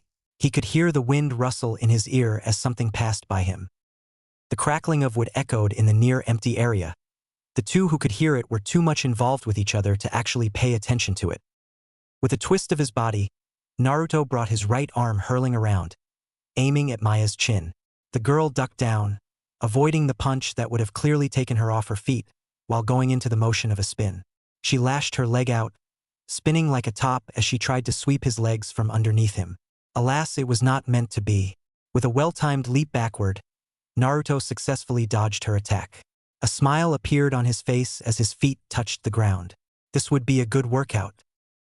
Dashing back at Maya, Naruto swung his right foot fast, the tip of his sandal grazing the ground. The image of her sliding around his foot to his right side came to him. His head turned to her and in a split decision, Naruto leaned forward as an air-cutting jab was thrown at him. The hair on the back of his head swayed roughly, the feeling of wind brushing up against his head. His foot hit the ground and he burst into a roll, evading a hook to his back. Getting to his feet, he turned to Maya, who quickly continued her offensive rush. With a smile, the blonde ninja stepped back, preparing for her. If there were any onlookers, they would claim that the two was an even match. Maya, being the more nimbler of the two, was able to lash out with faster combinations of attacks while skillfully dodging any and all attacks sent at her with reflexes unseen in most her age. The blonde, however, was nothing to laugh at. Naruto's movement, while not as nimble as his teammate, was great enough to keep him safe. His strength seemed to be greater in the reading and countering of her attacks. His body seemed to glide with hers, matching her moves as if they were stuck in a beautiful dance of fist. With each diverted or dodged blow, a cracking sound accompanied it. Trees, the ground, the gated wall behind the pair gave way to fist-sized dents. The two merely continued their party, neither giving way to the other. Sweat dripped and flew off the pair, punches and kicks lashing out only to ultimately miss their target. The battle between the two climaxed, as Naruto's dished out attacks at an increased speed. Maya soon found herself on the defensive, diverting and dodging everything she could by a small margin. Smiling at his improvements, she leapt over a leg sweep, rolling her body in air before coming down with a heel kick. She needed him to dodge it, that way she could reverse the rolls again. It seems that she wouldn't get what she wanted. A smile graced Naruto's sweaty face, his hands wrapping around her foot and ankle as he rose, countering her momentum. He was quick to spin his body, dragging the airborne girl with him in circles. He shot her off towards a tree, wondering if she would be able to right herself. He wasn't really trying to hurt her now. His worry instantly vanished. The image of her flipping mid-air, before landing horizontally on the tree, came to his mind. A grin played on his face, whilst he prepared himself. Maya stared at the young blonde, before abruptly bursting from the tree. She twisted in air, spinning like a top. Her leg came out as she reached him, unleashing a powerful kick that would fracture anybody's bones. Naruto skillfully dodged the kick, putting a small amount of space between them. He expected such an action from her, as he expected her to continue with her charge, which she did. His left hand rose quickly, brushing her left hand off the course to his chest, which would have clearly ended this spar. With a spin of his body, Naruto threw a punch towards her ribs. Maya spun her body as well, managed to roll off his fist before coming back with an elbow. The attack nearly hit but was intercepted by Naruto's hand. They stood there pressed into their position, panting heavily, Maya more so than Naruto. "You are good as always," Naruto complimented. Maya smiled, her chest heaving. "Thanks. The same goes for you. It seems I need to find a new way to pass your guard again," Maya replied. Naruto laughed at that before pushing her back while retreating. Why not give her a little rest? Unbeknownst to both of them, Anko watched them intently from a tree branch. "So she's also good at close combat, more so than I thought. Reflexes are on point, though both seem to be holding back," Anko thought. Her eyes scanned the area, looking at each of the fist-sized dents littered the area. She wondered exactly what they were doing to cause such an effect. Using that in battle is deadly against anyone. Anko's gaze came back to them as they went at it again, Maya starting the battle once more. She smiled brightly for multiple reasons. That's probably the airstrike style Naruto spoke about. This will certainly be interesting. I wonder who came up with it, Anko thought. The Jounin's hand rose, a kunai appearing into her delicate-looking fingers. It left her fingers in the next second, coming towards the two genin. Naruto's head turned, ignoring Maya's incoming attack. He reached out, grabbing a hold of the kunai's hilt before turning his head back. He noticed Maya's fist was a few inches from his nose. It was a close call. Probably would have broken his nose. The next second they both turned toward the tree, the purple hair woman standing out for view, a glee-filled smile beaming down on them. "You said 2 hours, not 30 minutes, Naruto said, panting. "But you're here already," Anko replied, taking a step off the tree branch. She bent her knees a bit as she landed, absorbing some of the jolt of the fall. "Why start later, when you two are so ready to go?" She walked towards them watching as Naruto tilted his head. Her eyes moved over to Maya, who she noticed dropped her stance before leaning over, placing her hands on her knees. "What is the test anyway?" said Maya, sweat dropping from her forehead. Anko stopped just a few feet away from them. "It's simple.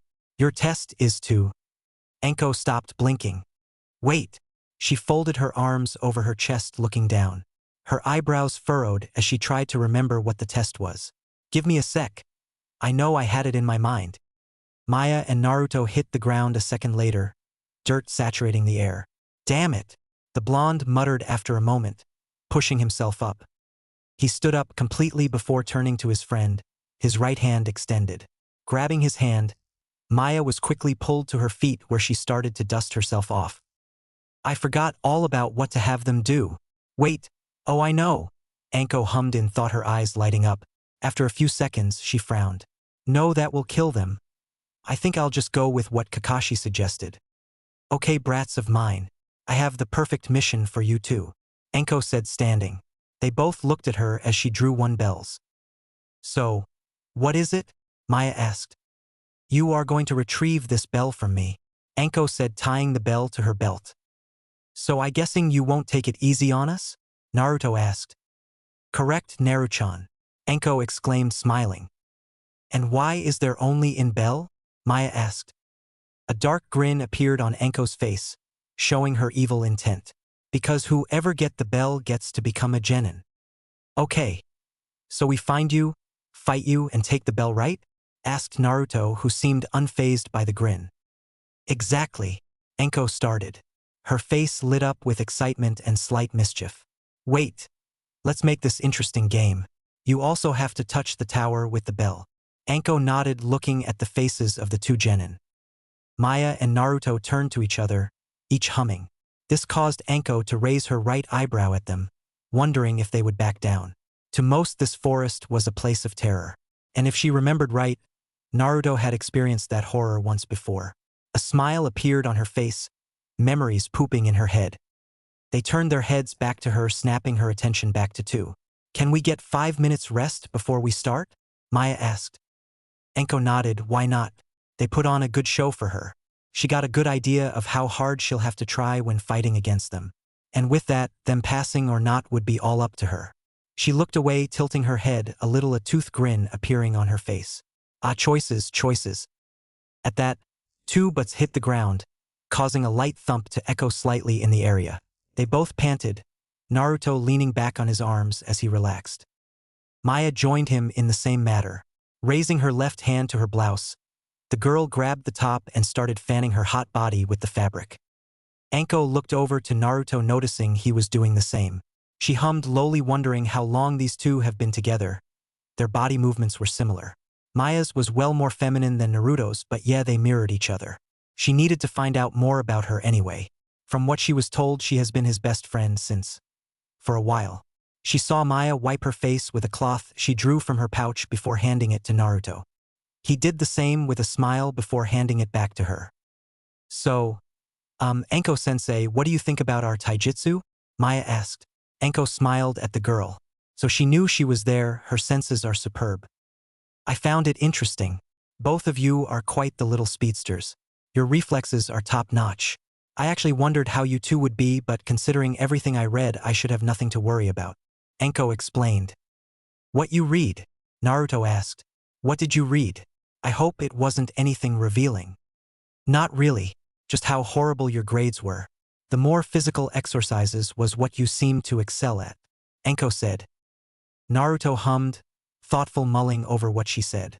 He guessed there was more, but she didn't want to say. "And me," Maya chimed in.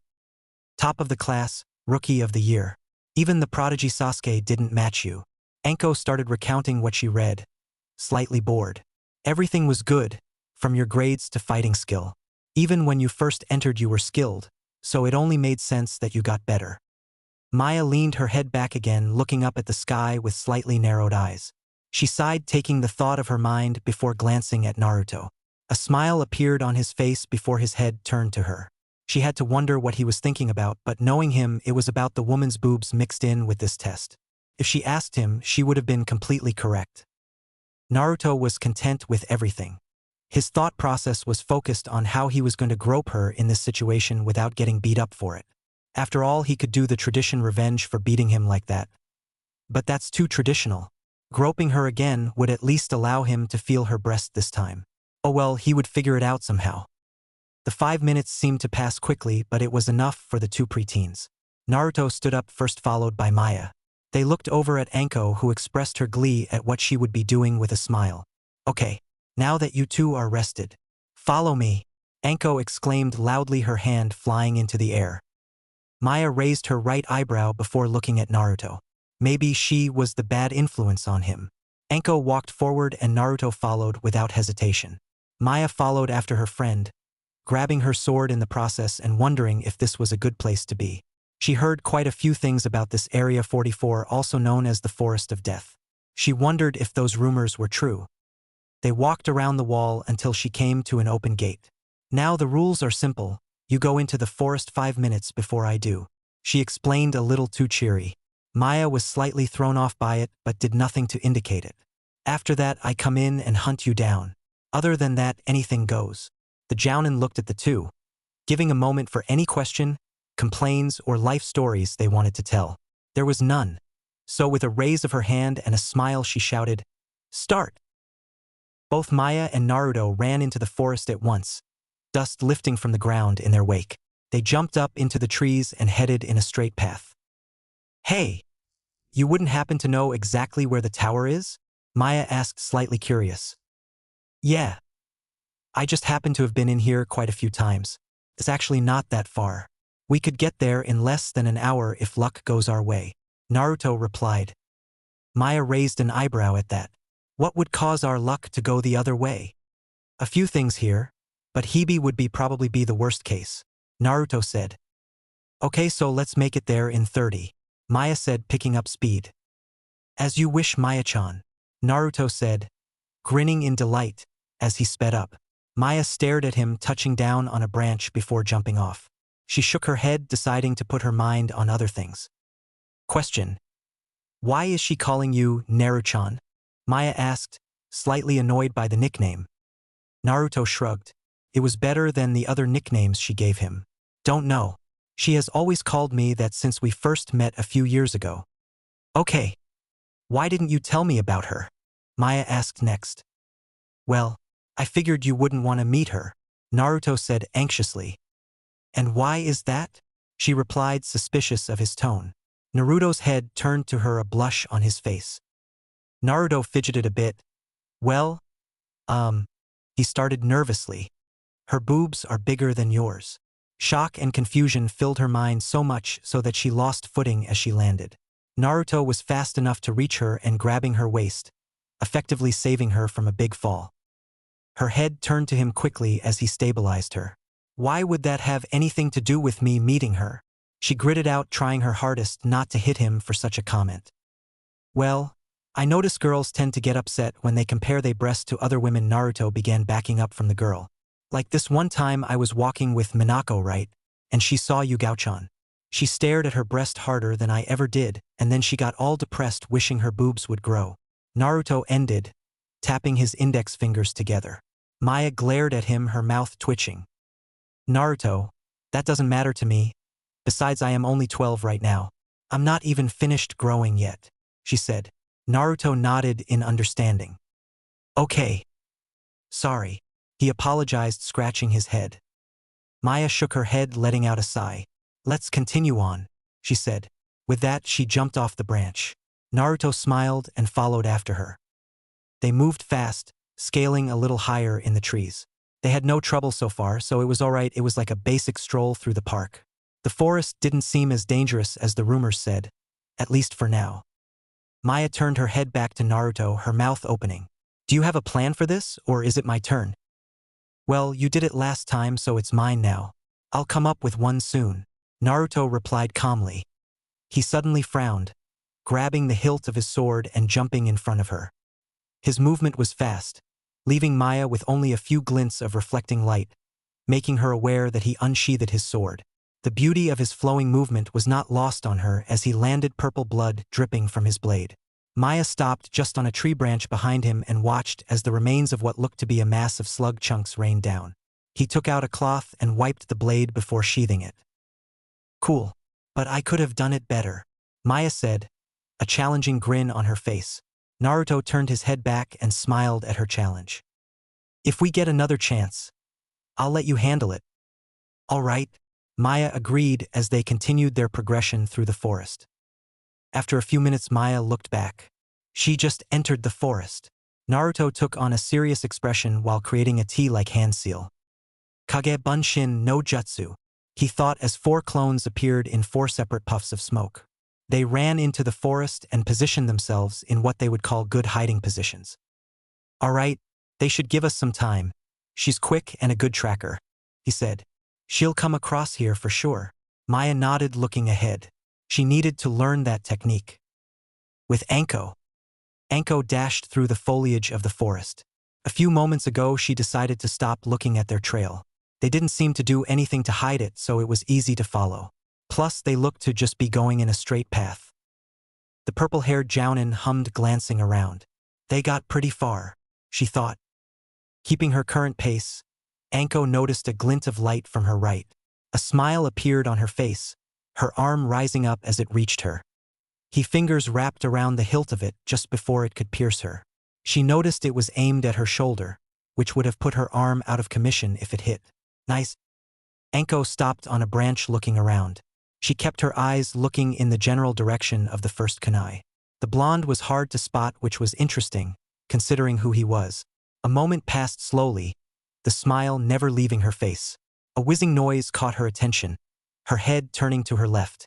She shifted her body, leaning back slightly, watching as a kunai passed her face, her head turning with it. Thud. The kunai pierced the tree, with chips flying from his place. The woman didn't stay planted in her spot for a second longer, the sound of sizzling accompanying her departure. Shit, she thought. They're using explosives. With Maya and Naruto. An explosion rocketed throughout the forest, the leaves above the 2 genin shaking at the shockwave. Seems like my clones have encountered Hibi-sensei, Naruto said, leaping off a tree trunk. Maya looked at him. It only passed just about 3 minutes since she entered. She was pretty fast. How long do you think they will be able to hold her off? Naruto hummed, thinking about his abilities. Not for very long, he said, ducking under a tree branch. I'm pretty skilled, but my clones take 1 good hit to destroy, so they should be able to last at least 3 minutes at the most, Naruto said. Maya looked ahead. That would not be enough. So we have to set up traps to buy us more time, Maya said, landing on a branch. She turned around quickly, pulling out rolled-up wire from her kunai pouch. She started to unroll it, thinking about how to set everything up, when the sound of something piercing flesh caught her attention. She turned her head to her left, noticing the pointed leg of a giant spider. Kaya! She yelled out, jumping to her right. Don't worry, Naruto said, landing on her branch. It's dead. Maya looked up at the black spider, noticing 3 kunai buried into its head/eyes. She panted slightly, her shock slowly dripping away. I didn't know you were afraid of spiders, Naruto said, chuckling a bit. Maya's eyes shot to him, a mixture of anger and embarrassment on her face. Shut it, she nearly shouted. I'm not afraid of spiders. That shit is huge. Naruto tilted his head before turning to it. I guess it is, he said. Maya took a breath, calming herself down. She began to mumble as she unrolled the wire. Go on ahead. I'll meet up with you in a few minutes. Naruto nodded before turning around. Be careful. Scream if you need me, Naruto said. With Maya's nod, the boy jumped ahead. All right, time to have some fun, thought Maya, as a manic smile appeared on her beautiful face. Back with Anko. Anko grabbed the last remaining clone, gripping his neck before swinging her arm around, bashing him into the trunk of the tree. It disappeared in smoke and the woman looked around. She had to say they put up an okay fight separately. Took her a minute to take each one out. She wondered if there was any more in the area. She looked around just a bit, before deciding to continue on. If there were any more, they would pop up. Her eyes moved back towards her coat, and realized it was slightly burnt. A frown graced her face. This was her favorite coat. I'm going to kill him, Anko thought. The woman leapt from her position on the branch. She wasn't that far off course, so she would correct her course soon. She landed, glancing around quickly. No clones were in sight, no flying kunai, then she was in the clear. She jumped ahead once again. She would find them. After a few minutes of travel, she stopped just short of a wire. That was close, she thought, taking a step back. She went stiff, her face showing surprise, the feeling of something snapping under her foot coming to her attention. "Fuck," said Anko, a dozen kunai coming at her from all sides. Judging the situation as being easily handled, she leaped up, the kunai flying under her. Snap. Her eyes shifted behind her, the view of over 20 explosion notes and a broken wire. Fuck me, she thought, the paper being lit. Maya and Naruto. Boom. Naruto turned around just as Maya reached him. How many explosive tags did you put? Naruto asked. About 80. Maya said, the light of the explosions catching her attention. Excitement came to her eyes. Thoughts of how many more would go off crossing her mind. She probably ran into my first set. I spread the out 20 each. How many did you bring? Naruto asked, surprised. There was no need for that many. Was she trying to bring every living thing in the forest towards Anko? 100. Maya replied, looking at the rising smoke. 100? Naruto shouted, his mouth open in shock. That a little overboard, don't you think? Nope, she said with a casual smile, jumping ahead a second later. Naruto frowned, seeing problems down the road. Oh well, everything will be fine. With a shrug, the blonde ninja took off after her toward the tower. 10 minutes and 3 explosions later, they arrived at the large grayish tower. Naruto stopped in front of it, Maya landing a few seconds later. And we're here, Naruto said. Yeah, Maya said, slightly winded. She looked over the structure, noticing a few doors at the base in front of her. Interesting. I wonder what's inside. Nothing important, said the blonde. Naruto turned to her and took in a deep breath. She'll be here soon. Yeah, she rushing here. I'm surprised she didn't stop once. Maya said, looking back. You came up with a plan yet? Yeah, I got something. Naruto started. I feel like it will work fairly well against her. What is it? Maya asked, turning back to her friend. Well, it goes back with Anko. Damn Genin, Anko thought, landing on a branch. Damn explosive tags. Her eyes were narrowed, glaring ahead of her. Anko turned her body, letting loose 5 kunai into the body of a centipede. She didn't even stare off at it. As it dropped to the ground, blood leaking from its body, she leapt off the branch, looking for any traps that might have been placed. Fucking trip wires. Anko stopped the tower and dropped to the ground. She began walking towards the keep. Damn blonde-haired idiot. Anko thought, blaming blondes for all her worldly trouble. Anko heard movement and crouched down, out of sight. She moved forward into a bush before peering out, through the leaves. A smile appeared on her face. Naruto was leaning on the tower. Impressive, he got here in less than an hour. I guess letting him in here before was a good idea. She scanned the immediate area, trying to spot the silver-haired genin, but to no avail. Seems like they split up. No, she's probably hiding within the immediate area. Anko mulled over it. I guess I will draw her out by beating up Naruto again. A sinister smile appeared on her face. She rose slowly, rustling the leaves around her. She noticed Naruto's head turn in her direction and moved to greet him. What's up, Naruchan? Anko let out cheerfully. You sure took your sweet time, Naruto let out, matching her tone. Oh, you know, Anko started causally. I was just taking in the sights. The fireworks were great. Naruto grinned a little. She kept it cool for a hot head. I'm glad you liked them. It took a bit to set them up. I bet it did. And for that, I'll grant you a one-way ticket back to the academy. Anko replied, ever so sweetly. I would love to go, sweetheart, Naruto sang. But I'm kind of allergic to non-cute girls, with their extreme like for the dark and soon to be twisted. Anko couldn't help but smile at his reply. I know what you mean, but I'm still sending you back, Anko said, stopping a meter away from him. So, forgive me for it, will ya? She shifted slightly, turning a bit to her left side. Naruto snickered at her comment, taking the time to get into his stance. Don't worry, Hibi-chan, Naruto said. I have nothing to forgive you for. After all, I'll be taking that bell. And your panties too. Naruto said, a perverse grin coming to his face. Oh, Anko said, glaring a bit. Let's see if your bite can back up your bark, she said, licking her lips. Heh, it will. Naruto snickered again, clutching his fist tightly. And I don't bark, I roar. Oi, stop your barking and show me what you got, pretty boy, she smirked, making a beckoning motion with her left hand. Naruto grinned widely, sprinting at her. He sent a chakra wave out, quickly locking onto the purple-haired beauty. The image of a kunai appearing in her right hand came to him, but he did not need to panic. She would not hurt him much. Naruto guessed right, the kunai flying past his cheek, leaving a shallow wound in its wake. No fear, impressive for a brat.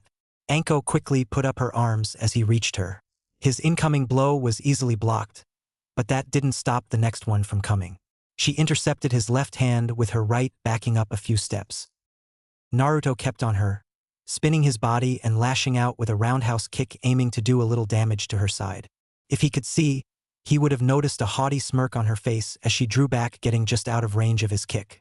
Once he got back to completely facing her, he noticed by sound that she was throwing punch of her own. He got the image of her fist with just enough time to actually raise his hand up. Her fist was caught in his hand, and without a second of wasted time, he was in the air lashing out with a kick, trying to break the extended appendage. Displaying her superior speed and strength, she broke his grasp before blocking the kick. A left hook came out at the same moment, connecting with his squishy cheek, sending him away from her. He flipped, managing to land on his feet, a feat that he just barely accomplished. He licked the blood that ran down to close to his mouth before grinning. He seemed to be excited.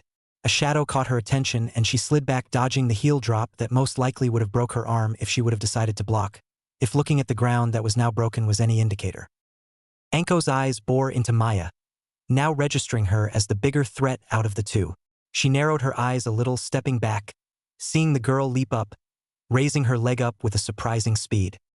Anko quickly made the judgment to lean back, eluding the attack. Anko's hair rustled roughly as her foot passed. The girl was different than she assumed. Anko had no time to continue that thought, movement behind her attracting her attention. She glanced back just in time, spotting Naruto in the quick motion of a sweeping kick. Naruto smiled at his luck. Maya's distraction was perfect. He felt his leg push against Anko's, knocking her feet from under her. He didn't wait for her to hurt the ground, the signal for his retreat being the image of his buddy's foot dropping down fast. Naruto managed to make it 2 feet away from Anko before the sound of rustling clothes caught his attention. The image of the older woman rolling towards him entered his mind, a loud crack accompanying her action. Naruto quickly pivoted, before leaping toward her, aiming his hands towards the bell, and more importantly her panties. Maya crouched down, ready to leap, her head turning to her examiner. Her eyes widened briefly, seeing her blonde friend's body flying at her. She dropped to the floor quickly, the shadow of Naruto passing over her. She picked her head up, looking back at boy. She got up quickly, facing Naruto before dashing toward him, his feet sliding across the ground. She rushed to his right side as he slid to a stop, his hand on his chest. He seemed hurt from what she could tell. She looked back at Anko, noticing Naruto got back in his stance. She joined him, pressing her back against his. What's this? Anko let out in wonder. Naruto gritted his teeth, a small grin plastered on his face. Get ready, Hibi-chan, Naruto shouted. We're coming at you, Maya exclaimed. Anko snorted in amusement whilst Naruto charged forward. A quick left jab came her way and she caught it with relative ease. His other fist came a second later, forcing her to lean to the side. Naruto pulled his hand back hard, escaping her grip. He jumped to the left, his grin changing into a smirk. Anko stared at him, a blob of silver entering the range of her peripheral view. Her head snapped to her right, seeing Maya in a mad dash toward her. Anko held her ground, waiting for her to get into range. She let out a quick jab, aiming for her chin.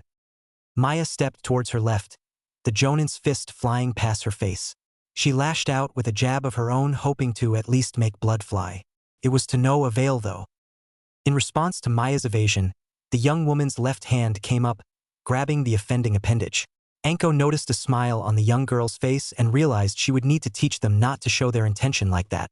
She broke apart from the girl, taking a few steps back just as Maya leapt up, going for a kick. The moment Maya landed, the purple-haired ninja rushed her, lashing out with a fast side kick. She watched the girl duck down, leaning slightly to the right. Maya's hair rose up, swaying roughly. The next second the girl sprang up high, flipping over Anko. The woman turned quickly only to catch a hook to her cheek, sending her off balance. "Fuck!" she cussed, regaining her poise. "I was not expecting that," Anko thought, stepping back before leaping away. She landed a few feet away and watched Naruto, who held his right hand out, move his hand to the side. A second later his friend came down, landing on his forearm, facing her. The Jounin stood surprised, wondering how the blonde could muster up such strength to hold her weight like that. Anko raised her hand to her face, rubbing the spot that Naruto just hit. She was slightly impressed. That was the third time the blonde had managed to hit her in the face, to date. "I should take this a little more seriously." She dropped her hands to her side, relaxing her body. She would go on the offensive now. A second later the woman rushed at the two, a kunai coming to her right hand. The two genin demonstrated everything they needed to prove to her in order to pass this little test of hers. They had adequate fighting abilities, skills, senses, and the willingness to work as a team. Each one of those categories was passed with more than a simple satisfactory. Their teamwork is superb. Maya, being the faster of the two, lashed out with quick strike and connected the strangest moves together, while Naruto gave her all the time in the world with well-timed counters, which actually managed to connect 80% of the time. Even with her superior skills, she was quite hard-pressed to actually land a decent hit on either of them. Not to say she didn't hit them. Oh no, she hit them quite a bit, but Naruto was taking more abuse than his silver-haired friend. But then again, she still wasn't going full out. She noticed as the fight went on that she never fought one of them longer than a minute before they switched who was on defensive and who was on offensive. Good plan. She was never able to get used to their similar fighting styles once, and she liked it a lot. Anko slid to her right, escaping the force of two kicks. They barely got their feet back to the ground before she came around with an elbow strike. Naruto ducked under it while Maya jumped up, once again preforming an acrobatic flip before executing a heel kick. Anko raised her hands up, grabbing her ankle and foot. Naruto's movement didn't escape her notice as he reached to grab the bell. With a swing of her arms, she brought Maya down toward him. She blinked in wonder, noticing he quickly changed his action. He caught her safely in his arms before kicking at Anko, to which she blocked easily. Naruto took the moment to jump back, out of the purple-haired woman's range. "Is that all? I figured you two had more spunk than this," Anko said, a smug tone rising in her voice. Maya was placed on her feet as Naruto flexed his fingers. Anko's eyes moved to him whereas Maya began doing a few hand seals. Naruto rushed her quickly while Anko raised her arm up. Wordlessly, snakes flew from her sleeve heading towards the girl. Maya blinked, slightly surprised, and stopped her action. She tried to jump away, but her action proved to be too slow. The snakes reached her in midair, wrapping around her limbs, effectively immobilizing her. Anko's eyes went to Naruto next, who reached her in seconds. He once again aimed to get the bell. Now the woman could let him get the bell. In all honesty, these two were more than prepared for her. She could see no problem in training them and teaching them the ropes. They proved they were ready for the next step, but losing sucks. She moved her foot up quickly, kicking Naruto in the chin. He flew up into the air, blood flying from his lips. Naruto broke his fall with a well-timed hand smack to the ground. He tried to roll away from the woman only for her foot to land on his chest. "Fuck!" Naruto let out. "You two did very well, but sadly no dice," Anko said smugly. "Now, if you would mind, Naruchan, hand over the bell you just took," Anko said in a cheerful. He was faster than she thought. Naruto smiled at her, showing the bell in his hand. "I figured you wouldn't notice." Anko smirked, chuckling a bit. "Nothing you could do could get past me," she said. "You think?" he replied, his lips twisting into a mischievous grin. With a flick of his wrist, the bell was sent flying towards the tower. Anko watched it, wondering what the point was. "What good is?" Her reply stopped when a hand grabbed the bell. She followed the hand up to see Maya smirking, leaning on the tower. Anko quickly looked to where her snakes were at to see Maya, who she had captured. "The fuck?" she let out, confused. Did the girl know the shadow clone jutsu? The Maya, that was held by her snakes was engulfed by smoke for a second before dissipating and revealing Naruto with a smirk on his face. The clone disappeared by way of smoke a second later, causing the snakes to retract into her sleeve. "I guess we passed the test?" Maya asked, panting. "Yes," Enko replied, surprised they won. She sighed and looked down at Naruto. "Last time I steal a test from Kakashi. It's too easy," she muttered. She stepped off the boy and rubbed her face again, her cheek still stung. Naruto stood up slowly and moved to her side, patting her back. "Don't worry about it. We would have won anyway," Naruto said with a cocky grin. She glared at him slightly and he turned away. He limped over to the tower with a huge smile on his face. "You two are now my official genin team. We will start training tomorrow," Enko recited, sounded almost bored. Naruto tilted his head in wonder. "Why not missions?" he asked. "D-ranked missions and I don't mix," Enko stated before smiling. "So meet me at Training Ground 12 tomorrow at 7:30. Don't be late, brats." Her cheerful tone was the last thing they heard before she teleported away in a swirl of leaves. The two genin waited a moment, wondering if she would pop back up. When she didn't, they both dropped to their knees, letting out harsh breaths. "Shit, that was hard," Maya let out, heaving, her hands on the ground. "I know. But at least we won," he said, reaching over and patting her back. Maya looked over at him. He didn't seem that tired. "Yeah. Now we have her as our sensei. At least there is no more academy," Maya replied. "Yeah, thank God for that," Naruto said, laughing out loud. He coughed, the pain in his body overtaking him for a moment. "You okay?" she asked, slightly concerned. "I'm just dandy," he replied half-heartedly. "Good. Because if you couldn't take this, how in the hell would you take me beating on you for groping me?" Maya asked, glaring. Naruto head tilted to her as he smiled. "Well, I could always run," Naruto said. "Naruto, I can get into your apartment," Maya informed him. "Oh, come on. Just let it go for now," Naruto whined. "Not on your life," Maya replied. "Now come on. Use that teleporting jutsu to get us out of here," Maya said. Naruto pouted before letting a sigh come from his mouth. "Fine," he said. He stood up slowly and helped Maya up. He wrapped his arm around her waist, pulling her closer to him before making a hand seal. In a puff of smoke, they disappeared from the forest of death. Naruto and Maya appeared on the roof of the academy. Maya blinked, looking at her surroundings. "What are we doing here?" she asked. "Aya-chan is still here. I figured we would say hello to her. It's still pretty early in the day," Naruto replied, slightly moving his hand from her waist. Maya's eyes narrowed quickly, feeling his hand make contact with her butt. She jolted a bit, feeling his hand squeeze before moving away. "All right, let's go down." Naruto was grabbed roughly by the collar of his shirt before being pulled close to Maya. "Again," Maya forced out. Naruto smiled an arrogant smile before shrugging. "If I'm gonna get beat on, I might as well get a good feel this time." "Nice, by the way," Naruto complimented. Maya's eyes twitched at his response. She was tired, but if she let him get away with this, he would do it more. She was pretty sure she could muster the energy for one more beatdown. Down in the classroom. "Ah!"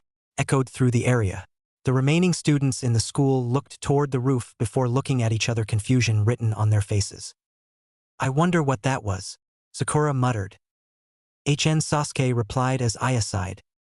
"Seems like Naruto did something stupid again, I thought." She rested her head on her hand while looking at her teammates. Sakura was still bugging Sasuke and the boy just sat there, ignoring all else.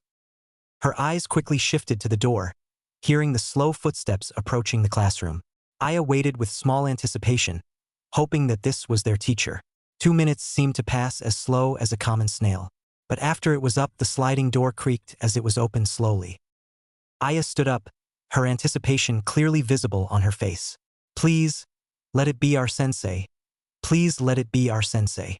Her mental chant disappeared instantly when she saw the silver hair of her cousin poke through the door. Aya let out a sigh, a bit disappointed. A few seconds later, she took a notice of Maya's current state. She looked quite beat up from her standpoint, a few bruises on her arm and face. "Whoa!" She let out a second before she spotted the blonde hair of her friend. Maya was carrying him on her shoulder and he looked to be unconscious, his face covered with bruises which no doubt came from her cousin. "Hey," Maya said. Her exhausted voice matched her physical state. "Whoa, what happened to you too?" Sakura let out quickly. Maya's eyes went to her before shrugging. "Training," Maya said simply. She looked over to Naruto and let out a satisfied grin. Naruto, let's just say he was introduced to the floor several times. She felt better for not really getting a hit in on Enko now. What did he do?" Aya asked, standing from her seat. Aya trekked down the stairs, quickly reaching the front of the classroom. "You know the usual," the silver-haired girl commented casually. "So why are you still here?" Maya asked, walking over to her. Aya moved over to Naruto's free side before moving his arm over her shoulder. "Our stupid teacher didn't come yet," Aya huffed. Maya chuckled as they moved him over to the closest table before putting him on it. "How about we stay here until he comes?" Maya asked, smiling. "Really?" Aya asked hopefully. "Yeah, we already finished up with our new sensei. We're free," Maya said, stretching her arms out. "Ow!" Her body protested a bit before she sat on the table. "Well, we might not be able to do much though." "It's all right. It'll be nice enough just to have a little conversation," Aya let out. Maya and Aya started to talk about anything that came to mind. 5 minutes passed and Naruto finally arose from his forced slumber. He used his chakra wave to see who was in the room. He saw Sakura and Sasuke looking at Maya and Aya. He let out a low growl, noticing Sasuke's blush as he looked at Maya. Maya heard this and looked at Naruto. "Are you finally up?" Maya asked, raising an eyebrow. "Yeah," Naruto said, getting up. Naruto rubbed his right hand, finding it the part of his body that stung the most. "Ow! Maya-chan, have you ever thought that you abuse me a little too much?" Naruto asked. A second later, the katana hilt poked the back of his head. "Do you ever get tired of feeling on me?" she asked. "No," Naruto said. "So no, the thought never crossed my mind," Maya replied, glaring slightly. "Eh, but your body is nice and touchable," Naruto let out. "What was that?" she said, poking his head again. "Nothing, Maya-sama," Naruto said meekly, shying away from her a bit. He figured he shouldn't continue on with this. He needs a little while to recover from everything today. It shouldn't take him long, maybe an hour, to actually get back on his feet. "Good," she said, looking back to Aya. Said girl chuckled, catching Naruto's attention. "So, Aya-chan, what have you been doing?" Naruto asked, turning his body towards her. "Nothing but thinking," Aya said, a bored sigh coming from her mouth. "Where's your sensei?" Naruto asked. "He didn't come yet," she said. She sighed again as Naruto took up a thinking pose. After a few seconds, he lifted up his right index finger with a smile on his face. "Okay, let's play a little hide and seek," Naruto said gleefully. "Hide and seek?" Maya and Aya replied curiously. "Sanaijushu Shadow Snake Hand. Kagebunshin no Jutsu Shadow Clone Technique." Naruto, Maya, and Aya stood behind the academy, near a batch of trees. "Okay, so this is how we will do this," Naruto began. "Whoever is it has to find the other two. We can't leave the school grounds. Weapons that can be used are swords, no projectiles, and no jutsu." "Wait a second," Maya said, confused. "Why would we need weapons for hide and seek?" The smirk that appeared on Naruto's face allowed her to take a small guess that this is no ordinary game of hide and seek. "I am so happy you asked that question, my dear," replied Naruto cheerfully. "In this game, we each will put something up for grabs, like your sword, forehead protector, or my book." Naruto pulled out a black leather book, which is closed tightly by clasp, for example. "What would be the purpose of taking the object?" came Aya's inquisitive question. Naruto turned his head towards her, clearly happy with the question. "Another excellent question," Naruto sang. "It in turn would be type of insurance that we were caught," he explained. The blonde tilted his head up in thought for a second before grinning. "I guess this is more like capture the flag than hide and seek." Naruto turned his head towards Aya and nodded. "Anyway, you can use any means to take our flag, stealing, fighting, etc." Maya stared, slightly disturbed by this. Did they not just finish fighting? Couldn't she rest for like an hour before they started this? Letting out a sigh, The silver-haired girl leaned back against the tree, looking off to the side. Her eyes held no interest for this. Okay. So, do we each go after each other? Maya asked. Naruto turned to her frowning. Don't sound so enthusiastic, replied Naruto sarcastically. Well, I'm sorry. We didn't just waste a whole lot of energy fighting a jounin for our test. Maya retorted, rolling her eyes. That's why I decided on this. So we can have a little rest before anything else. Naruto said. Yeah, now answer the question. Maya said. Naruto hummed, turning his head toward Aya. Nope. Still. Wait, yeah. That would work perfectly. Naruto let out happily. Maya's eyelids dropped a bit, giving him a blank look. You don't even have all the rules down yet, Maya said. So? Naruto shot back dismissingly. Anyway, we each have a 7-minute window to find a start area. At the end of the 7 minutes, we will begin the countdown to our start, which will be a minute. Naruto said, nodding. All right. Should we present the objects we will be fighting for? Aya asked with a smile.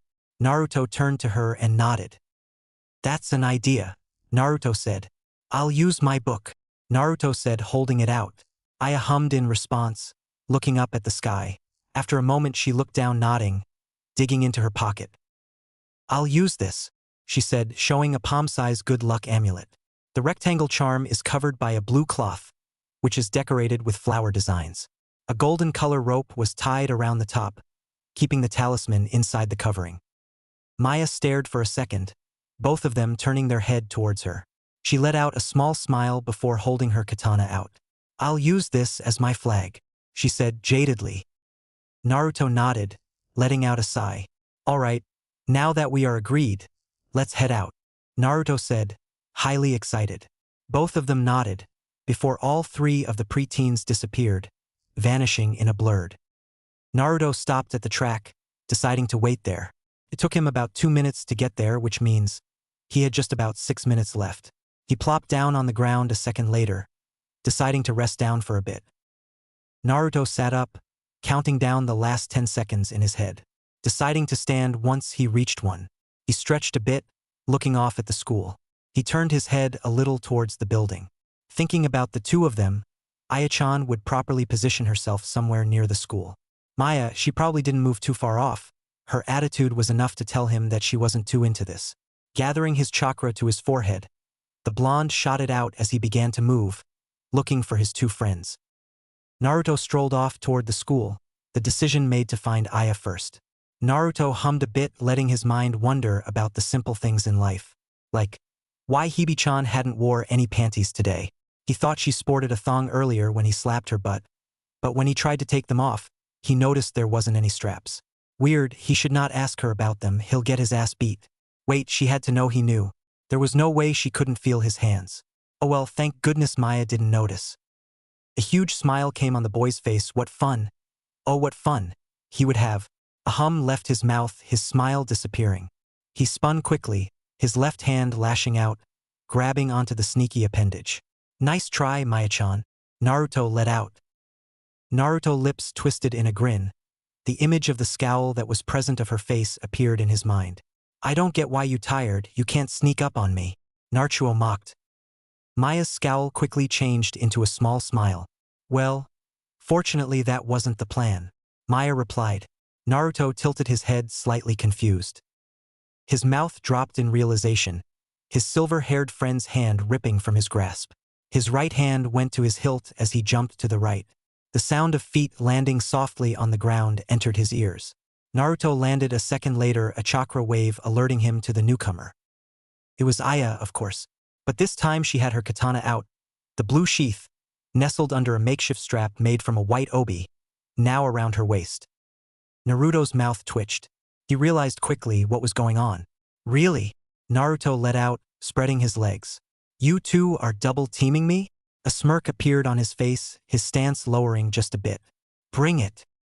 At that, Maya laughed out, her voice echoing throughout the area. Her cousin, on the other hand, quickly took her stance, spreading her legs shoulder-length apart. Her right arm lowered down in front of her, the tip of the sharp blade pointing towards Naruto's chest. Maya drew her katana, the huge smile not wavering a bit. Challenging us to a kenjutsu match? Funny, she said. Maya dropped the scabbard. She turned a bit, spreading her legs apart. She held the blade just about as low as her abdomen, the tip pointing behind her. Is it now? Naruto replied back, chuckling. His chuckling stopped after a second, a frown now present on his whiskered face. I did say we could use jutsu, right? Naruto asked, locking onto the two. No, Aya replied, blinking. After a second, a smirk appeared on her face. Oh yeah, you so lost, Maya gloated. Without a second's delay, Naruto dashed forward. He closed the distance between them fairly quickly. Upon reaching the brunette, the young blonde, in one motion drew and swung his blade at her. In response to his rush, Aya leapt back, avoiding the blade by a good margin. She landed, watching Maya move to action, aiming her attack towards Naruto's neck. Aya's left eye twitched, her breath slightly hitching at the sight. Clang. His blade bashed against Maya's, knocking her sword off course. She released the breath she hadn't realized she held, before dashing toward him, slowly down just a bit, knowing he would be able to react to her. Naruto caught the sound of footsteps heading toward him and slid back away from the silver-haired girl. He twisted his body, swinging his katana at the incoming sword. His blade struck hers, sparks flying off it. A frown appeared on his face, the image of Aya being thrown off balance appearing in his mind. I wasn't even really trying, he thought. Realizing she was holding back, Naruto turned his attention back to Maya. She came fast, her blade positioned to pierce him. He weaved to his right, avoiding the sharp tip. He took a few steps away from her, his sword rising quickly, intercepting the sword coming for his chest. He quickly pushed her blade back, sending her stumbling a bit. Naruto's attention quickly went to Aya, who had made her way behind him. He spun quickly, bringing his arm up for an overhead strike. The attack was promptly blocked, but he kept up the pressure, trying to push her to her knees. He heard her grunt lowly, straining herself in order to keep him at bay. You're open, Maya let out. Appearing under him, her sword reeled back. Naruto's growled, his sword sliding down Aya's. Naruto made the split-second decision to stab his katana into the ground, stopping the progress of her blade. He turned his head back to Aya before flipping over his sword. The image of Maya sliding around his blade appeared in his mind, his blade ripping from the ground. Maya watched, the blonde doing 2 backflips, ending in a crouch a few meters away.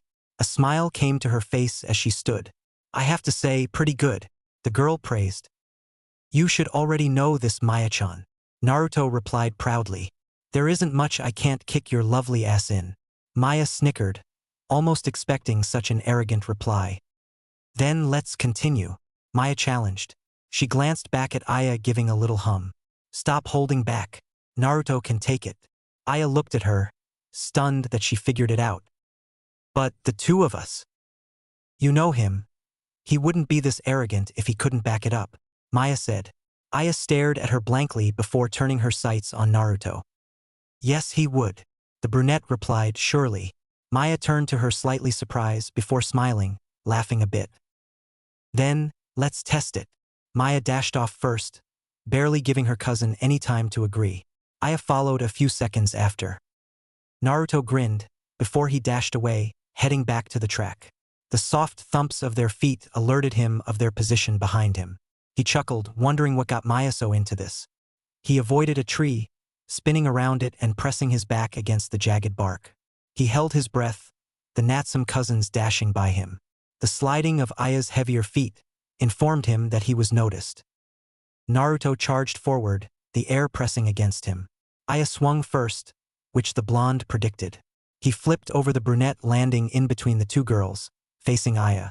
A grin came to his face, his body twisting, his sword lashing out toward the silver-haired girl behind him. She blocked it with relative ease, which he expected. With a burst of speed, he spun his body, lashing out towards Aya's leg. He heard a small grunt. The sound of flapping clothes followed. She jumped, he thought. He ducked quickly, his hair ruffling roughly, something that he guessed to be a leg, flying over his head. Naruto didn't stay stationary too long, opting to attack Maya. The young man found that it was quite the chore going back and forth between the two girls. He was in no real danger. He kept them both on the defensive with quick spins, precise and well-timed strikes. Maya was already tired out, so she kept her blocking without even a hint of counter-attacking. Aya, on the other hand, was lashing out with kicks and punches which Naruto evaded easily enough. He had to wonder if this was a kenjutsu or taijutsu match. The blonde spun quickly, lashing out with his sword. He intercepted Maya's blade which came down upon him. He had no time to contemplate her decision to attack now, the danger of an attack behind him coming to his attention. Making the split-second decision to duck proved to be a good decision, Aya's leg flying over his head. Naruto rolled backward, ending in a crouch before leaping back. The audible sound of pants moving came to him, the image of Maya upon him quickly following. The blonde evaded her attack easily, her tired state making her a little bit sloppy. Ending up behind the girl, Naruto dashed towards the brunette. Leaping at her, his sword held up. Their blades clashed, Aya quickly fending off his attack. Landing behind her, the young man spun around, aiming to sweep her legs. The sound of her feet pressing off the ground came to his ear. She jumped back. His motion completed, Naruto dashed at her, swinging his blade when in range. His attack was blocked by another blade, his head turning to his left. His head turned back to the brunette just in time for her foot to smash into his chest. A grunt left his mouth as he stumbled back. Regaining his footing, the boy leapt back, sounds of clothes alerting him that one of them gave chase. Naruto raised his arm up. The image of the blue-eyed girl appeared in his mind. Crack. Naruto grunted, Maya's foot smashing against his wrist. His grip weakened, the blade dropping from his hand. Another foot smashed against his cheek, lifting his feet off the ground. Naruto flew to the left, his body twisting before he landed on the earth, his katana in his left hand. Rotating his right hand around, the blonde winced. A grin appeared on his face, a chuckle leaving his mouth. I guess that was useless, Naruto said. Yeah, very. Maya agreed with a smile. But you suck in swordplay anyway. Naruto frowned, standing up. He's all right, Aya interjected. Maya looked at her and rolled her eyes. Yeah. For a beginner, Maya taunted. Maya's eyes shifted towards the ground, spotting Naruto in the middle of his dash. She gave a toothy grin, moving her sword down, blocking his attack whilst she backed up. Her eyes moved to Aya's and she winked. She looked back at Naruto and moved her sword in its path. Maya started to sweat, a lot more than she originally was. Though she was faster than the boy, she couldn't find any type of opening to counterattack. Her arms were actually starting to hurt from the constant blows. She twisted her body and jumping to the left. He followed, no missing a beat. She landed, quickly swinging her blade upward, hoping to stop his advancement. It didn't work too well. Naruto evaded, planting his sword into the ground before using it to spin and swept her legs from under her. Maya gritted her teeth as she began to twist her body, trying to land on her hands and knees. Her plans were interrupted by a firm hand on her back, gripping her blouse.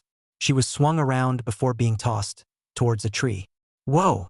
She let out, flipping. She managed to safely land on the tree. With a simple front flip, she took a new position on the ground, ready to go on the offensive. Or so she thought. Once again, Maya was forced to raise her katana in defense, blocking an overhead swung. She stared at Naruto holding back his sword as he tried to force it down on her. Damn! Ugh, she let out, her knees slightly giving way. I didn't think you would get mad at that. Naruto stopped adding pressure on her sword. Huh! He let out. I'm not angry. He added more force as she grunted. Then, what's up with the relentless attacks? She asked, gritting her teeth. Naruto grinned, a thought coming up. Easy, he said, quickly drawing his sword back, his left hand leaving the hilt. He scooped under the sword, grabbing it and ripping it from her grip. So I can do this. Now it's 15-14. Maya growled, letting her hands drop. Mad. He gloated, taking a step back. He looked at her sword, chuckling. Soon I'm going to. Naruto's grin fell, feeling movement in his pouch. Naruto moved quickly, turning slightly while swinging his arm out. The image of Aya stepping back appeared in his mind. Her hand was up and his black book was in her hand. Naruto stared, shocked at the turn of events. I got your book, Aya said, stepping to him. She took Maya's sword from his hand and looking at Maya, she smiled. And I got your sword. So I win. Naruto's mouth twitched, losing all energy to stand. The boy dropped to his knees. The genin threw his head back, his hands raised, his fingers clutching the air. "Nu!" the blonde screamed, his voice echoing throughout the area. Aya covered her ears quickly, her face scrunched up in discomfort. Maya's foot lashed out quickly, striking the blonde on the back. "Ah!"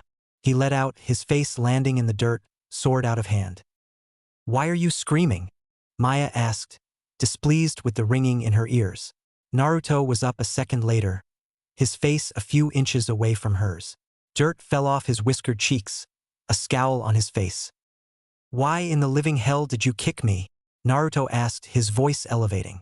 Maya glared, not liking his volume. "Why the hell were you yelling? Do you even understand how sensitive my ears are?" Maya retorted. "Not as sensitive as my ego," Naruto let out. Maya's arms rose, her hand pressing against Naruto's chest. With a hard push, she shoved the boy back a few steps. "You get beat all the time, what does one more matter?" she asked. Naruto recovered easily, growling. "I get beat all the time?" Naruto asked, angrily stalking back over to her. "Then what about that time we fighting over that two-headed coin, huh?" "And that time?" Naruto stopped, turning his body quickly. He leapt at Aya. "Good job, Aya-chan." The girl expected this, seeing this quite a few times prior. She quickly stepped to the side, leaning her body away from his arms. Naruto flew by her, her eyes following his body. He recovered fairly quickly, his body arched to roll upon impact with the ground. She nodded in awe as he ended in a crouch. "Pretty good, Aya-chan," Naruto praised, standing. Aya grinned, blushing at his compliment. "Thanks," she let out. He turned to her, a grin plastered on his face. "He's going to try again," Maya said nonchalantly. Aya blinked, Naruto's lunge coming a second later. She ducked in the nick of the time, dodging the blonde once again. The tree behind her shook roughly, the body of the boy ramming into it. "Ugh!" Naruto let out, falling to the ground. Aya stood up and looked behind her, slightly flinching at the impression in the tree. "That had to hurt," she whispered, her cousin walking up next to her. "Yeah," she agreed, nodding her head. She looked at her, rubbing her right arm. "Want to go back inside? Your teacher might have arrived." Aya looked at her before looking at Naruto, who was slowly making his way back to his feet. "I don't think he came yet, but checking is fine," Aya said. "Damn you, Maya-chan," Naruto muttered, the sting of pain pinging his face. "How dare you snitch?" "What was that?" Maya asked. Naruto turned to her, scowling. Naruto wanted to scream out, "You snitched," but he just wasn't up to it right now. He wasn't really drained or anything, he just didn't feel like it. Right now, "Nothing," he said. Naruto walked over to his sword, scooping it up before sheathing it. A surge of pain ran through his wrist, his left hand quickly gripping it. "Ow!" he let out.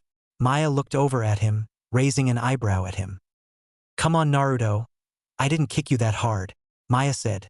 Naruto turned to her, hissing a bit. "The hell you did. I heard a crack," Naruto growled. "Heh, stop being a bitch," she let out, turning her head from him. "Humph," was Naruto's reply before he turned and started making his way to school. Maya hummed, walking over to her sheath and picking it up. She walked over to Aya and retrieved her sword. Sheathing the blade, Maya began her trek after Naruto, Aya walking by her side doing the same. It didn't take the two very long to catch up to Naruto. He was still nursing his wrist when they reached him. "How's your chest?" Aya asked. Her voice contained genuine concern. Naruto hummed, taking his left hand from his wrist and placing it on his chest. Naruto let out, rubbing sternum. "Stings a bit, but I'm fine," Naruto said. A relieved sigh left her mouth, causing Naruto to smile. She didn't even hit him that hard. "That's good," Aya said. "Yeah. Now if only my wrist wasn't broken," Naruto let out, turning his head to Maya. Maya glared at him. "You act like a baby sometimes," Maya said. A grin appeared on his face, his head turning to her. "I know," he said. "And some babies need to be spoiled." Aya laughed at that. Maya, on the other hand, raised an eyebrow. "No. Spoiling babies makes them into a brat." Maya informed. Yeah, you're right, Maya-chan, Naruto replied. Maya started at him. A sigh left her mouth and she looked away. I would hit you, but I'm too tired to care, she said. Naruto looked at her, a huge smile on his face. I will hit you if you grope me. Maya glared at him, daring him to try. Naruto leaned over to Aya, cupping his mouth. Aya-chan. I think she can read minds, Naruto said. Aya leaning in as well, also cupping her mouth. I don't think so. You are just really predictable, Aya whispered. Naruto jerked away from her, gasping loudly. I am not predictable, Naruto exclaimed offended. Aya giggled, rolling her eyes. Yes you are, Aya said. Naruto's face scrunched up, his nostrils flaring. Then what will I do now? He asked. You are going to try and grope me to prove your point. And fail, Aya said, nodding. Naruto hummed, she was right. That was the idea. Dang, you're right. Well, almost, Naruto said, rubbing his chin. Aya stared at him, blinking a couple of times. Ha! Kia! She let out, a hand smacking her butt. Yeah.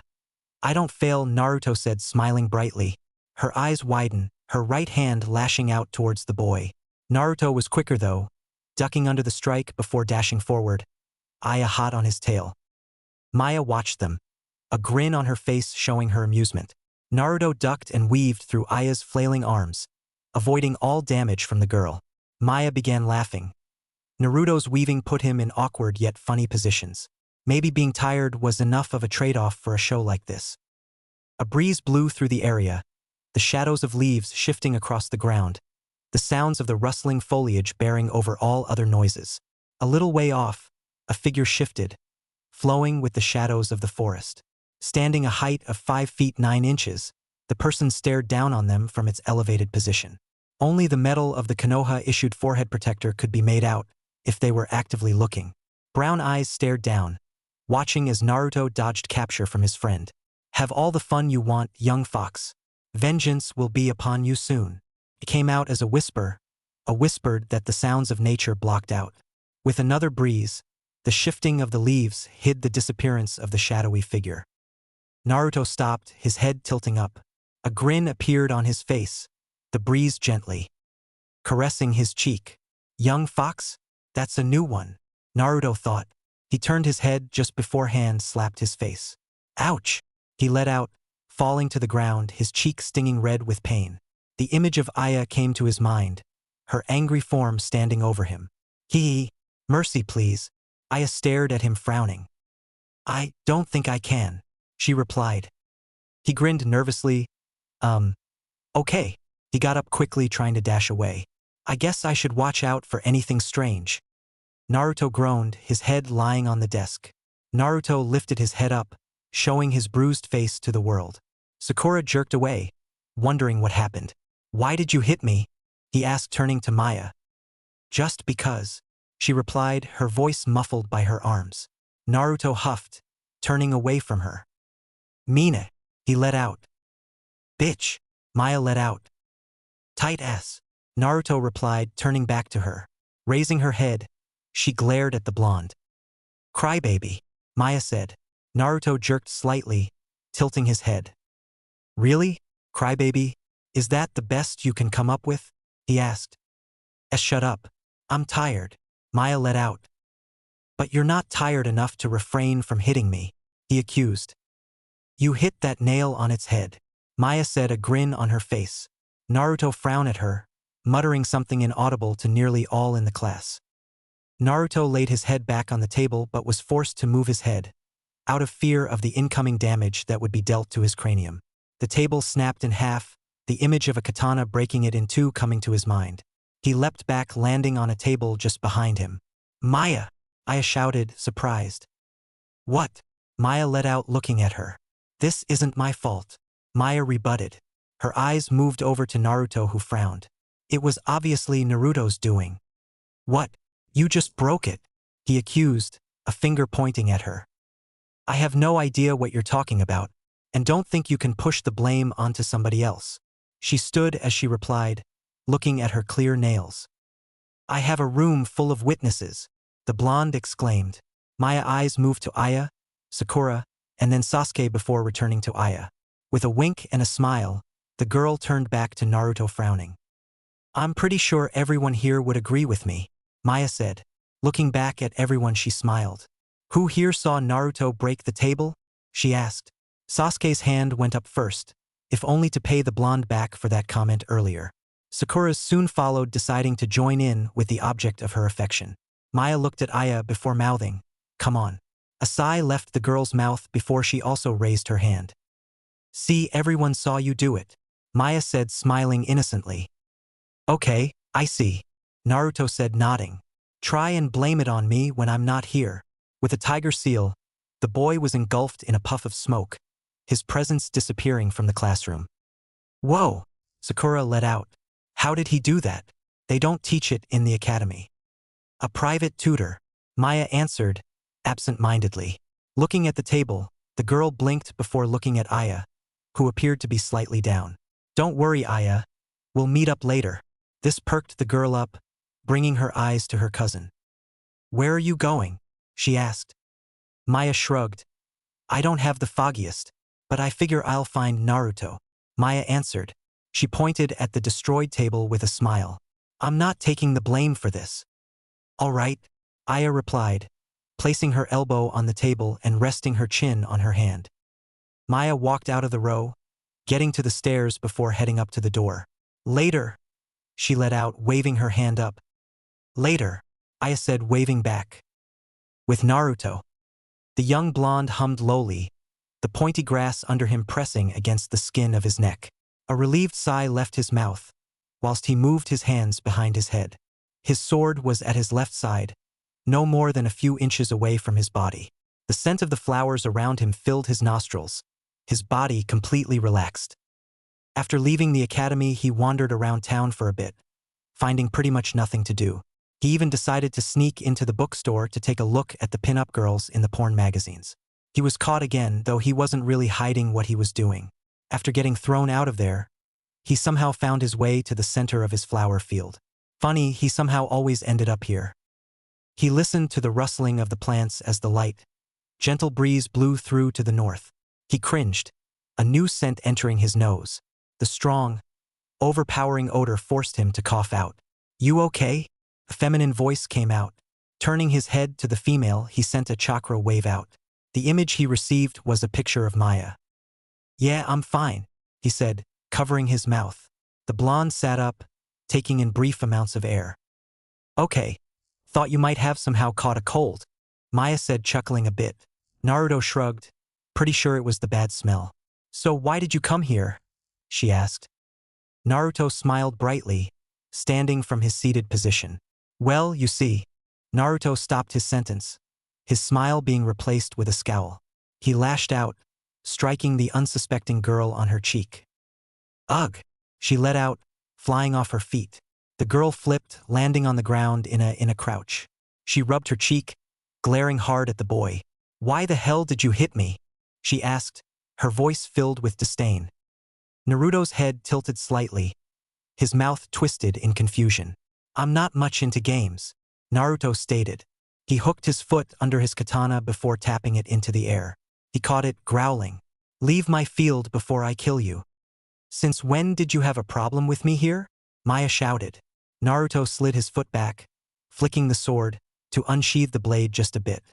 Naruto's right hand hovered over the hilt, his teeth grinding together. Maya frowned, sighing. She stood up, a puff of smoke engulfing her form. The sound of clothing ruffled violently, his ears catching the noise to his right. The image of the person appeared in his mind. The silver-haired girl was replaced by a young man of the height of 5 feet 7 inches. Spiky black hair moved with the wind pressing against his form. Gray eyes, glaring furiously at the boy, held no type of restraint. His outfit was that of a chunin. A kunai was in his hand, raised high in the air. If Naruto had to guess, he was aiming for his neck. Poor choice. The blonde gripped the hilt of his sword, pulling as the man's hand came down. The man's hand seemed to be faster, getting inches away from the boy's neck, before his blade was halfway out. A blade cut through the distance between them, just in time to intercept the blade, reflecting it off the gleaming sword. The man jumped back, dodging the quick draw from the blonde. His eyes came to the silver-haired girl, who blocked his attack. Her eyes were on him, a scowl on her face. He landed, leaping back once again, landing just at the edge of the center of the field. He frowned, figuring his time for attack was completely off. He aimed for now because she wasn't next to him. Now he would have to deal with the girl who suffered more than him. Maya-chan. Naruto spoke, frowning at her presence. She stared at the Chunin, lowering her sword. Sheathe your blade, she ordered, stepping in front of Naruto. I'll handle him. Naruto shook his head. There was no reason to get her involved in.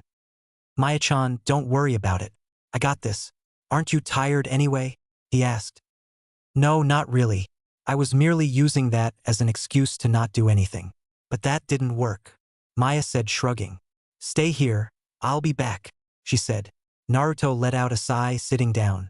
He kept his sword out for two reasons. One, just in case Maya needed help. The second, once a blade is drawn, it must draw blood. Oh, how he loved that rule. Maya walked forward, happy that Naruto listened. This was one of the few times she caught acts like this, and she will not let it go unpunished. She lifted the sword to her mouth, biting down on the wooden hilt. Natsume-san, hold on. The man pleaded, his hands up. Maya's hands moved fast, pulling the man back on guard. He watched her hands stop, the young woman inhaling deeply. He jumped back, expecting a fire technique. He was sorely disappointed with another jutsu was unleashed upon him. Wind picked up almost instantly, a small-scale whirlwind smashing into his chest. His body twisted, the whirlwind pushing him over the mass of flowers below him. He noticed the tree he was heading for and flipped, positioning himself to land safely. Upon landing, the Chunin added chakra into his feet, the wind nearly pushing him off his new place. He covered his face, waiting for the rest of the wind to pass. After a moment, he dropped his arm, watching as the girl trekked along the flowerless path. Surprisingly, her attack had no effect on the white florist. Maya stopped outside his field, taking the sword from her mouth and sheathing it. She looked up at the Chunin, running a plan through her mind. Why are you helping the boy? He shouted his question, crossing his arms as he did so. There was no reason to worry. He was stronger than the both of them. Maya tilted her head, wondering if his head was on right. I'm his friend. What other reason do I need? Tell me, how could you be friends with one who decimated your entire clan? Drove the one person who tried to protect them out of the village? He asked, leaping down from his post. You were there that night, you saw everything firsthand. He started to walk towards her slowly, a calculating expression coming on her face. He killed your parents, your aunts, uncles, cousins, and friends. He took them all away from you, and framed your brother for his actions. Maya looked over at Naruto and a smile graced his face. He was getting through to the girl. Why does any of this have to do with you? She asked, still not facing the man. He took a breath, his face becoming cold. My brother died that day as well. He was close to a girl in your clan. He stopped behind Maya, placing his free hand on her shoulder. Allow me to kill him. I will avenge your family for you as well as my brother. He looked at Naruto, glared hard. If he was to relive the moment, he would say this was his greatest mistake. Maya's shoulder left his hand, before the feel of an elbow barreled into his stomach, forcing him to bend over. He would never have guessed she was that strong. A cough left his mouth, before a palm strike to his chin lifted his upper body upward. Her hand gripped his flak jacket before pulling him back down to her height. Her left hand released his jacket, her right rearing back faster than his eyes could see. Her hand came at him, striking his throat with the area between her thumb and index finger. He found himself having a hard time breathing, his hands going to his neck. This gave Maya just the right amount of time to gather chakra into her hand to strengthen her attack before striking his upper groin with a palm strike. Ugga! He let out, his hands coming to his groin, his body bending over. Maya ended her combo with an uppercut to his chin, forcing him off the ground. Maya watched with narrowed eyes as he landed on his back, his face contorted in pain. You must be the biggest imbecile around, Maya said, once again drawing her blade. She walked over to his upper body, placing it at his neck in case he stood up or tried anything. Naruto is nowhere near smart enough to frame somebody. And trust me, if Naruto was the culprit, as you have stated, I would know, and he would be dead. So go home, masturbate, and readjust your life onto more important things, like becoming a jounin. She withdrew her sword before turning. Oh! She turned once again and kicked him across his face. Don't impersonate me again, she said, ignoring his groan of pain. The silver-haired girl turned, looking at Naruto who had just reached them. Nice. Quick and easy, Naruto said. Maya nodded, blowing a single strand of hair out of her mouth. It didn't want to leave, it seems. Naruto stopped in front of her, moving his left hand to her face. He slid his hand to her cheek, pulling the strand with it. Thanks, she said, leaning her face from his hand. Naruto chuckled, turning his head to the Chunin. I'll take him to the old man. Hopefully, the old man can stop this. How many times today does this make? She asked, giving him a stern glare. Naruto quirked his lips to the side. That question he wasn't expecting. Don't worry about that, Naruto said, walking over to the man's neck. He reached down, grabbing the back of the barely consciously Chunin's flak jacket. Naruto, tell me, she said. Naruto turned his head back to her, making a seal. I'll be back, so don't leave me, he said. Hey! A plume of smoke stopped her reply. She sighed, turning around. She slowly walked back to the center of the flower field. A quick thought came to her mind. Why didn't Naruto sheath his blade? She shook her head, keeping the thought out of mind. She was probably overthinking things. Oh, how wrong she was. It wasn't long before Naruto reappeared in the Hokage's office. Sarutobi's aged eyes rose from his paperwork, his orbs locking on the blonde before heading to the Chunin in his hand. Not again, he muttered. Why did his ninja pick now to show their great distaste for the boy? How many times does he have to order them to leave him to fuck alone? The man sighed. He was too old for this. Sorry, old man, Naruto said, shrugging. It seems they have a hard-on for me today. Watch your language, he said, snapping his fingers. Again, two people appeared in front of the boy, both standing straight, saluting their leader. Hokage-sama, they both exclaimed. From the voices, Naruto could tell one was male while the other was female. The woman's voice he even recognized. A grin appeared on his face. At least he would get something fun out of this. Sending a chakra wave out, he received the appearances of the two ninja in front of him. The first was a man, being the tallest of the pair, standing at a height of 183 centimeters tall. Black hair escaped from his head, coming just to the end of his neck. His face is covered by a white mask, decorated with colors in a way to give off the indication that it was a panda. A spiral tattoo is on his right arm, red in color, which every ANBU possessed. His outfit consisted of the standard uniform of the Konoha Umbu Black Ops. A black, high collar, sleeveless shirt covered his torso. Gray armor rested above his shirt, two straps moving over his shoulders. Black pants covered his legs. A bandage is wrapped around his left leg. Two pouches are attached to the back of his hips. A tanto in a white sheath is on his back, attached to his armor. Gloves covered his arm, along with metal arm guards over it. The other was a woman, standing about 162.9 centimeters tall. Long purple hair trailed from her head down to the middle of her back. Her face is completely covered by a similar mask, but this mask resembles a cat. Her lithe form held quite the curves, though not as great as someone who personifies sexy. Like Anko, they were still quite the sight. Her bust was proportionate with her body, being not too big or small, maybe on the larger sizes of a B-cup. Her outfit was the same as her partner, which added on to her mysterious beauty. If you would, take him to Ibiki-san. I want to know who the ringleader behind these attacks is. I'm starting to think these are not random acts, the old Sachirobi stated. They both nodded, turning around. Both of their eyes fell on the young boy, who now had his chest puffed out a bit, his arms tensed to show his muscles. He stood straighter, almost as if trying to look taller than he actually was. Nico-chan, long time no see, Naruto said, a cheeky smile on his face. She looked at him. Though he couldn't see it, he was pretty sure there was a smile on her face. Hey kid, she replied, walking up to him, her partner by her side. Oh, playing hard to get, I like, Naruto thought. You look as gorgeous as ever. A low laugh entered his ears and mentally smiled wider. Thank you, but I have to wonder what you are basing that statement on, she replied. She was wearing a mask, so the only area he could base it on would be her body. Naruto chuckled.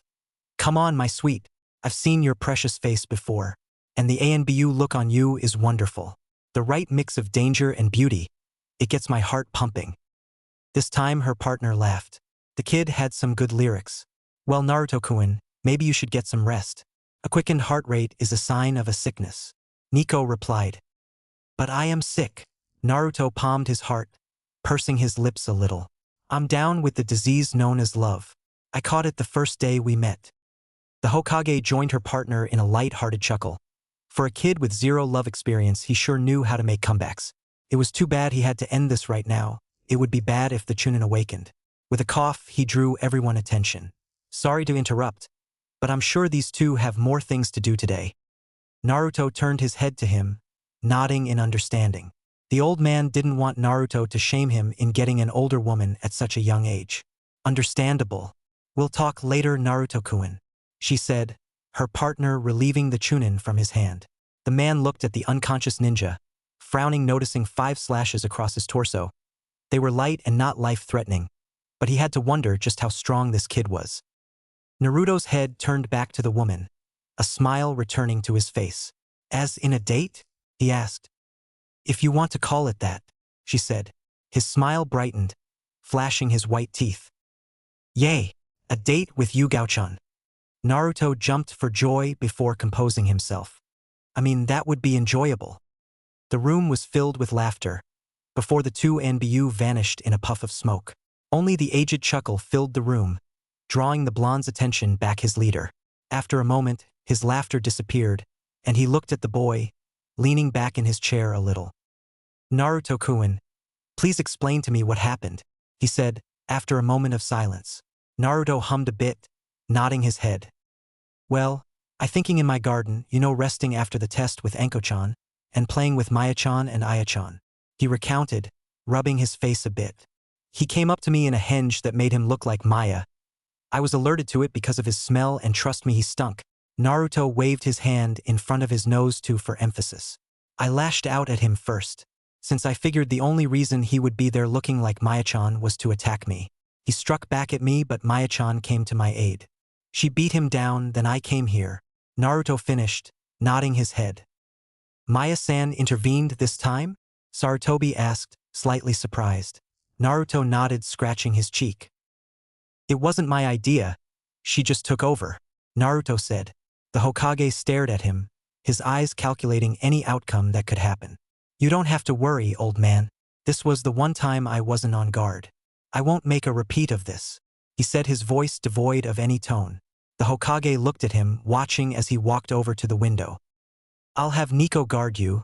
That way nothing like this happens anymore, he said. Naruto shook his head, stopping at the windowsill and opening the glass doors. I'm confident in my skills. I'll make sure to keep her away from danger. I'll place her to protect you. You are the target, he said. Naruto shook his head again. I don't need protection. Besides, I'm pretty sure her skills are better served elsewhere, Naruto said. Rubbing his head, Naruto turned to the man old enough to be his grandfather. If anything, I'm pretty sure Anko-sensei can keep me out of danger. The Hokage nodded, though he still wanted to make sure. I'll see you later, next time for our mission, Naruto said cheerfully. The aged Satorubi smiled, nodding. I'll be looking forward to it, he said. Jarani, Naruto exclaimed, leaping from the window. The wind brushed against his form, his hair swaying roughly as he dropped, unhindered. Flying, the joy, he thought, putting his hands together. He gathered chakra to his feet, leaning his body closer to the building. His feet touched the building, getting stuck to it. The boy slid down quite a bit, smiling. He was in no rush to get back, so he will run there normally. Oh, the fun. Leaping from the tower, the blonde landed on a rooftop, crouching to absorb the impact. He turned, dashing eastward, toward his garden. Let's see how long it takes for him to get there. After 15 minutes of straight running, no rest, Naruto arrived at the tree line before his garden. He panted heavily, his blood pumping. He slowed his breathing, walking out slowly. He raised his katana up, placing the hilt in his mouth. It was time to enter stealth mode. Sweat leaked from his pores, slowly sliding down his skin. The boy leaped into his field, landing on a pathway. His landing was silent, his body dropping to the ground. He crawled through the path, sending out a small chakra wave. He received the blurry image of Maya, with her back turned to him, sniffing some of his flowers. She seemed to not have noticed, being preoccupied by her activity. A mischievous smile came to his face, thoughts of how he was going to prank her crossing his mind. He made no noise as he carefully approached her. He heard slight movement from her, but none indicating she noticed him. Cross into the middle of the field, still no indication that she was aware of him. Pushing up slightly on his legs, he prepared himself. He was now ready to pounce. "What took you, Naruto?" Maya asked, stopping his attack. She turned to him, watching as he fell to the ground, his sword rolling on the dirt. "Ah, you ruined it," he whined, sitting up, sending out chakra waves. Maya rolled her eyes. "Then you need to try harder. I could sense you the moment you came." Maya gloated. Naruto pouted, crossing his arm. "Besides, I'm already used to that, you need something new." Naruto lifted his head a bit. "Humph." Naruto let out, turning his head away from her. She raised her right eyebrow at him, a small amused smile coming to her face. "Come on, Naruto. Don't be mad," Maya said, moving closer to him. Naruto turned his whole body, refraining from facing her. Maya grinned before moving right in front of him, avoiding the blade on the ground. Naruto turned his body once again, missing the girl, moving her digit into her mouth.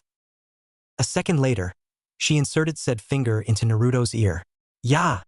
Naruto let out surprised, his body jerking the wet, slimy sensation in his ear. He leaned away, quickly covering his ear in case of a secondary attack. A laugh burst from the girl's mouth, her hands on her stomach. "Did you see your face?" she exclaimed through her laughs, her finger pointing at his face. "It was priceless." Naruto turned his head to her, his mouth twitching. A smile appeared on the blonde's face a second later.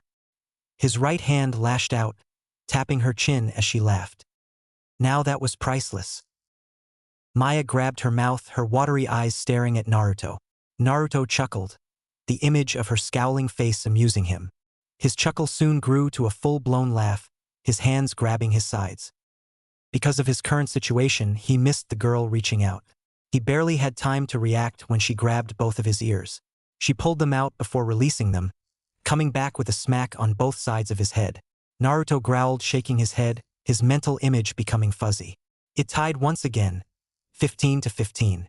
Maya exclaimed, laughing once again. Took a moment for the disorientation to leave him. He growled, noticing Maya was now on her back, her laugh still continuing. A smirk appeared on his face.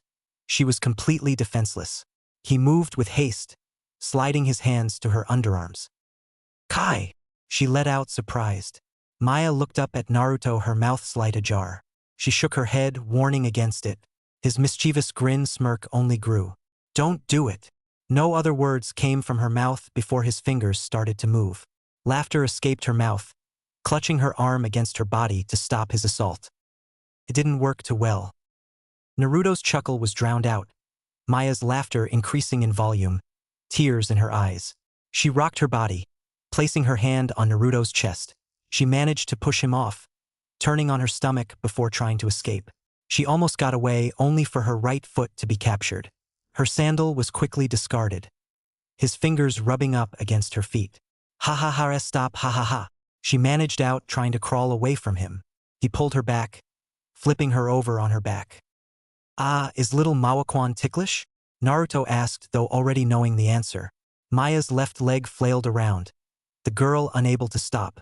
"Oh ho ho, let's see what else is." Thwack! Naruto hit the ground, his hands going to his nose. "Hiya! My nose!" Naruto screamed, rolling a little. Maya paid no attention to him, her lack of air holding her complete attention. She panted heavily, looking up at the blue sky. She was officially out of energy. She raised her arm, wiping the tears from her eyes. "Naruto, I'm going to kick your ass," Maya let out. She expected some time of perverted reply, but when there wasn't any, Maya found herself curious as to his fate. Forcing herself up, she stared at Naruto, who was on his back, his hands behind his head. Naruto. Naruto tilted his head at her, smiling. Ready for round 2? He asked. Maya gave the blonde a blank stare. She shook her head, looking over at his position. Screw that, she said. She moved over to his side, before turning her body away from him, so her back was facing him. What are you doing? He asked. His question was answered when she laid down, her shoulder and head on his chest. Oh, so no round 2? He asked. Maya narrowed her eyes before sighing. Later, she said. Naruto chuckled, a wide grin on his face. Next time he wouldn't get kicked. So Maya-chan, did I tell you what I did after I took my picture? Naruto asked. Maya looked at him, shaking her head. What did you do? She asked. I met this kid. Naruto started off. He was trying to attack the Hokage, but he was going about it all wrong. Is there a right way to attack the Hokage? Maya interjected. Of course there is. Did you know the old man is a pervert? He asked. Bullshit, Maya called. No way in hell the man was a pervert. True story. I caught him once when I was younger. It was funny. Anyway, the boy tried to attack and fell on a smooth floor. Naruto recounted. Maya chuckled, another such happening coming to her mind. He blamed it on me because I was there. Who was he? She asked. The old man's grandson. Kanahamura was his name. Huh? So he's at that age. Maya stated as if it was expected. Did you expect such? Wait, do you know the kid? Naruto asked. Maya smiled, turning her head. Yep, I met him a few times. He is quite the funny one. Maya laughed, remembering her encounters with the boy. Ah, Naruto let out. He is funnier than me? He asked, his voice slightly deeper. Maya raised an eyebrow. Naruto, he's 8. A hum left the boy's mouth. So that's a yes. Naruto confirmed, a mock frown on his face. Maya only gave him a blank look. Just finish your story. A few hours later. Naruto tossed a grape across from him. The image of it getting into Maya's mouth brought a smile to his face. Aha! 23. Naruto said. He could hear the silent grinding of the grape in her mouth and waited for her to finish. Lucky shot, Maya said. Plucking a grape from a bag she had in her lap, the blue-eyed girl took aim. Naruto began to rock side to side, like a pendulum, his mouth open wide. Maya brought the small oval succulent fruit to just about eye level, taking aim. She waited till the right moment before tossing the grape at his mouth. She watched as it hit his bottom lip, bouncing into his mouth. Naruto's mouth closed around it, beginning to chew the fruit. Ha! 27, you aren't going to catch up to me. Maya gloated, her chest puffed out in arrogance. Swallowing, the blonde smirked. I always catch up. The two preteens started this game less than an hour ago, deciding to pass the time with a friendly contest. Maya pulling out the grapes from absolutely nowhere, deciding the terms and game itself. All right, Aya-chan. Naruto cheered, recognizing a familiar scent carried by a smooth breeze. Maya reacted soon after, looking off to the right. I should have known, the brunette muttered, entering the pathway of the garden. Hey Aya, how was your meeting with your sensei? Maya asked when Aya was in range. It was annoying, Aya replied, moving over to sit by her side. How so? Maya asked, turning back to Naruto. She opened her mouth, leaning her body in an array of directions. Aya raised her eyebrow, wondering what they were doing. We had to wait for so long, pretty much for nothing. Tell us about it, Naruto said, tossing the grab. It missed the girl's mouth by an inch. Darn, he muttered, opening his mouth. Well, it happened like this. Flashback. Aya sat at the table across from the broken table, the fingers of her left hand rapping again the desk in a steady rhythm. Tap, tap, tap, tap, tap, tap, tap, tap, tap, tap. The brunette was staring at the clock, her foot joining the beat of her fingers. The brunette was so fixated watching the time tick away, she failed to notice the pink-haired girl's growing annoyance. She seemed to reach her peak, slamming her hands on the desk before standing. Could you stop that? Sakura shouted out, looking back at the girl. Aya's eyes came to the girl, halting in her act. She stared at her, blinking. You didn't need to yell. Aya said, looking off towards the window. Sakura blushed, realizing her error. She muttered a low apology sitting down. Aya sighed. This was not how she wanted to spend her time. Seriously, who in the living hell was this guy? Who this late to an appointment as important as this? No message or anything warning them. She was glad those two left. They would have thrown a huge tantrum. A destructive tantrum. The brunette sighed, standing up. She moved from behind the table, drawing the attention of her two teammates. Where are you going? Sakura asked. Aya glanced at her walking down to the front door. For a walk, want to join me? Aya asked politely. Sakura shook her head quickly. I don't think that's a good idea, Sakura warned. What if Sensei comes when you're gone? Aya looked towards the door. Then he could wait like we did. She continued forward, reaching to slide the door open. Before she could though, the door slid open revealing a tall, silver-haired masked man. Aya stared at him slightly surprised at his sudden entrance. Her shock soon turned to irritation, though she refused to show it. She crossed her arms, lightly tapping her feet. You should have come 5 minutes later, she said. The Jounin looked down upon her, taking a guess that she was going to leave if he didn't pop up when he did. His one eye scanned over the other two who was still sitting at the table. Well, what an almost boring bunch. The Jounin decided to voice his opinion. My first impression of you guy are, you're boring, he said. This one sentence brought on the reaction of Sakura and Sasuke's head dropping. Aya, on the other hand, glared at the man. She had fire in her eyes. Maybe this team arrangement wouldn't be so bad after all. Follow me, he said, turning. Following the older man, the three soon found themselves on top of a roof of a building. 3 arches attached to the building, covered 6 trees, metal railing going over the perimeter of the roof. Watching him lean up against the railing, the 3 genin decided to take their place on the stairs in front of him. Sitting on the left side of Sasuke, who took the middle position of the 3, Aya looked at the one-eyed man, still peeved at the long wait. Kakashi stared at his would-be students. He let out, seemingly thinking about what to say. Okay, how about we start off with introductions? Sakura blinked, not expecting such. What do you want to know? Sakura asked. Kakashi looked at the girl, expecting such a question. Your name, your likes, dislikes, dreams for the future, and hobbles. He answered.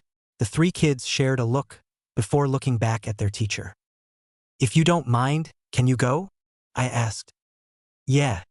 You look kind of suspicious, Sakura added, hugging her legs. All right, Kakashi said, his lips upturned underneath his mask.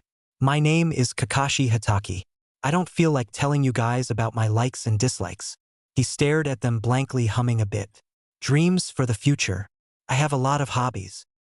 The genin stared at him blankly, before Aya and Sakura looked at each other. So all we learned was his name, Sakura whispered. With his right hand raised, he pointed at Aya. You go first, the one-eyed Jounin ordered. Aya stared at him for a moment before standing. The 3 watched her, wondering why she stood. I'm Aya Natsume. I have quite a few likes, but I refuse to tell you. She started off, staring the man right in his eyes. She's feisty, Kakashi thought, smiling behind his mask. My dislikes. Well, people who aren't punctual has just become the very top. I looked off, thinking about the other areas.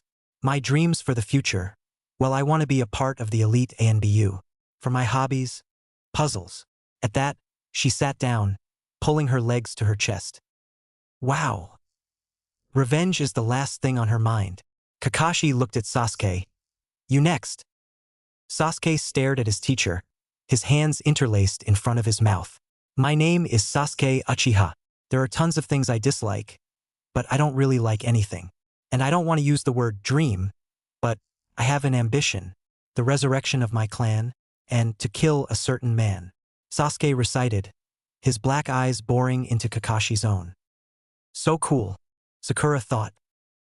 Stupid goal, she thought, shaking her head. I thought as much. He glanced at Aya, humming.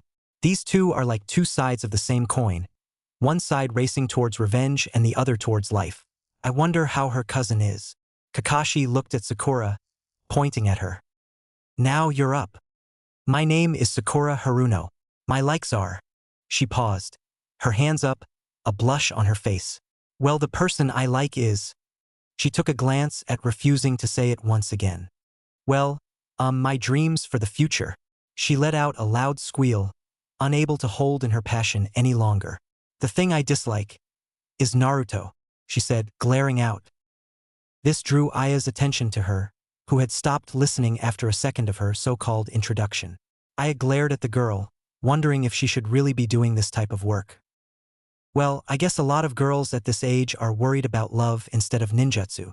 Kakashi crossed his arms, glad he was done with this part of it.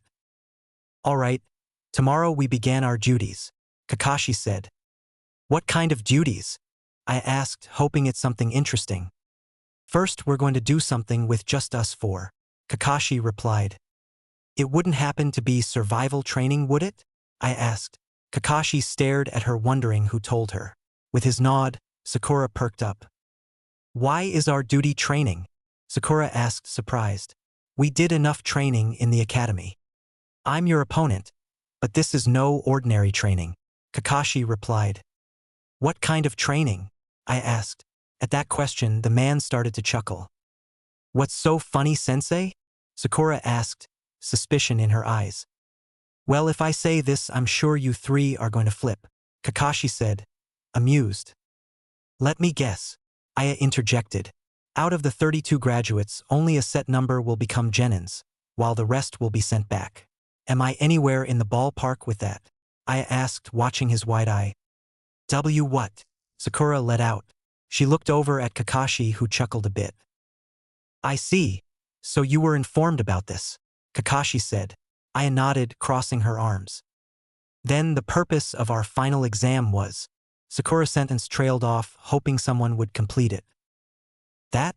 It just picks out of those who are qualified to become a genin, Kakashi informed. Anyway, tomorrow you will be graded on the training field. Bring all your ninja equipment. Oh, and don't eat breakfast, you'll throw up. With that, Kakashi got off the railing, pulling out 3 pieces of paper. This printout has all the details. Don't be late tomorrow. Each one of them grabbed the paper, taking a glance over it. Sasuke crushed it in his hand, looking out, glaring. I have to pass this test to become stronger. Sakura looked ahead, her face holding an expression of horror. If I fail this test, I will be separated from Sasuke-kun. This is a test of love.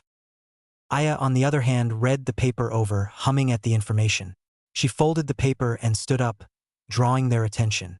Bye, she muttered. This was a huge waste of time, seriously. 2 hours of the day gone just because his man took so long. He could have just given them the paper 3 hours ago and did the introductions then. What an ass. End flashback. I mean, really? Who does that? I asked, ending her rant. Naruto smiled, turning his head over to her. Kakashi Hatake does that. He's notorious for being late. I should have warned you before, Naruto said, taking aim with his grape. You knew he would be our sensei? Aya asked with disbelief. Sasuke-san is the last remaining person with the Sharingan. Naruto started, he shifted his position, leaning over to the left a bit. And since you are also one of the last members of your clan with a bloodline, they would want a person who maybe can teach you both as well as protect you from danger. Naruto looked slightly disgusted. And I hate to say it, but the man is skilled. Maya chuckled. That's a… The grape flew in her mouth, effectively shutting her up. Maya coughed, the grape going straight down her throat. Another one for the chap, Naruto exclaimed, his arms raising high.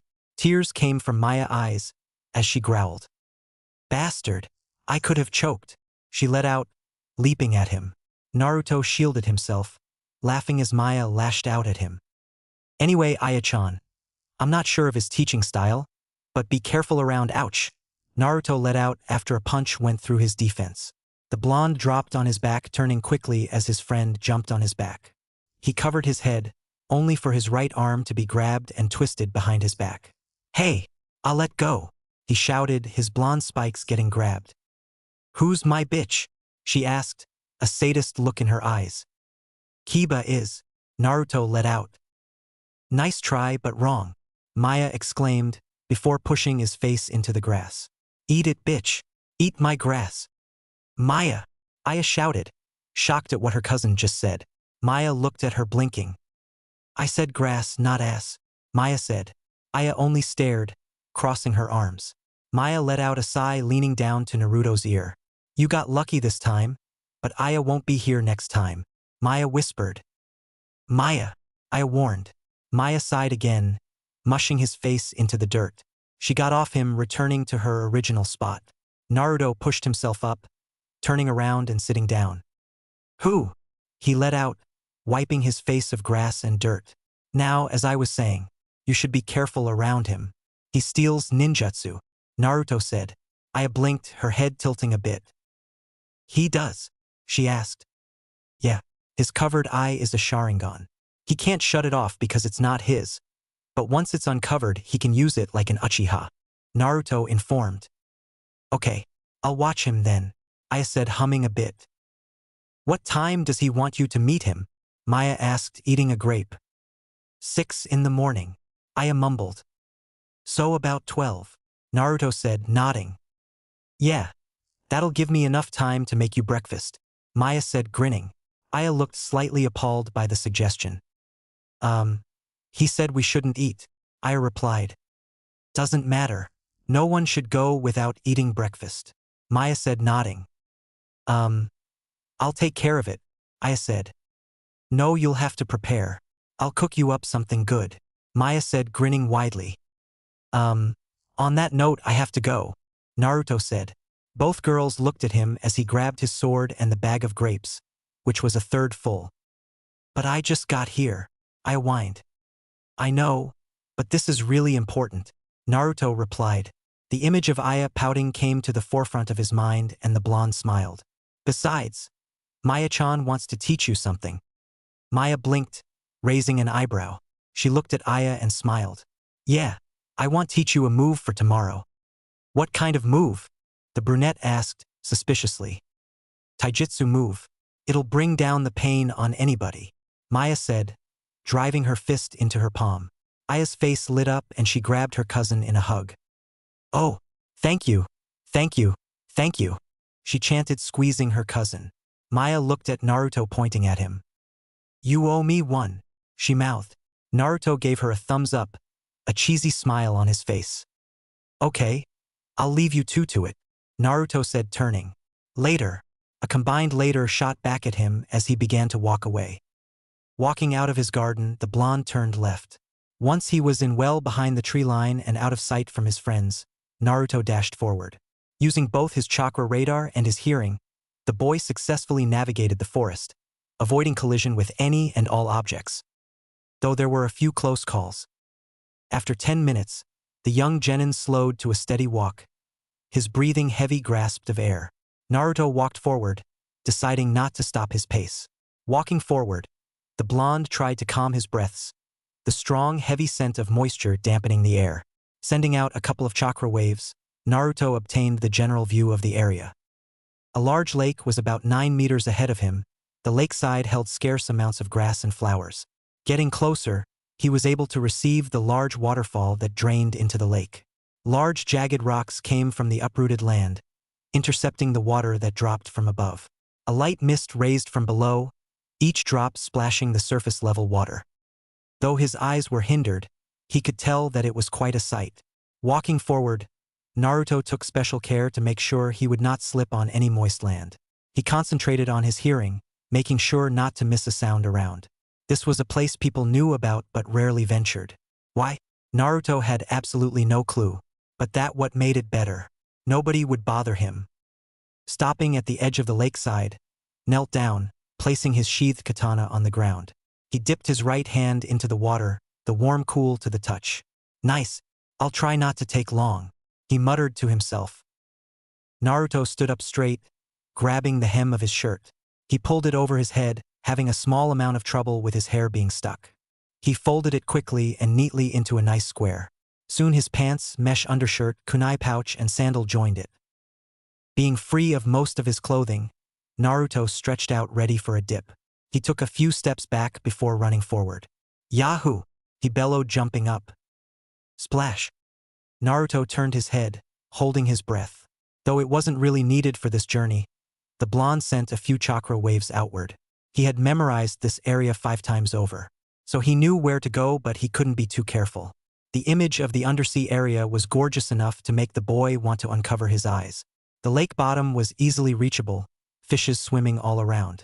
Algae floated, attached to stems that rose from breaks in the rocks.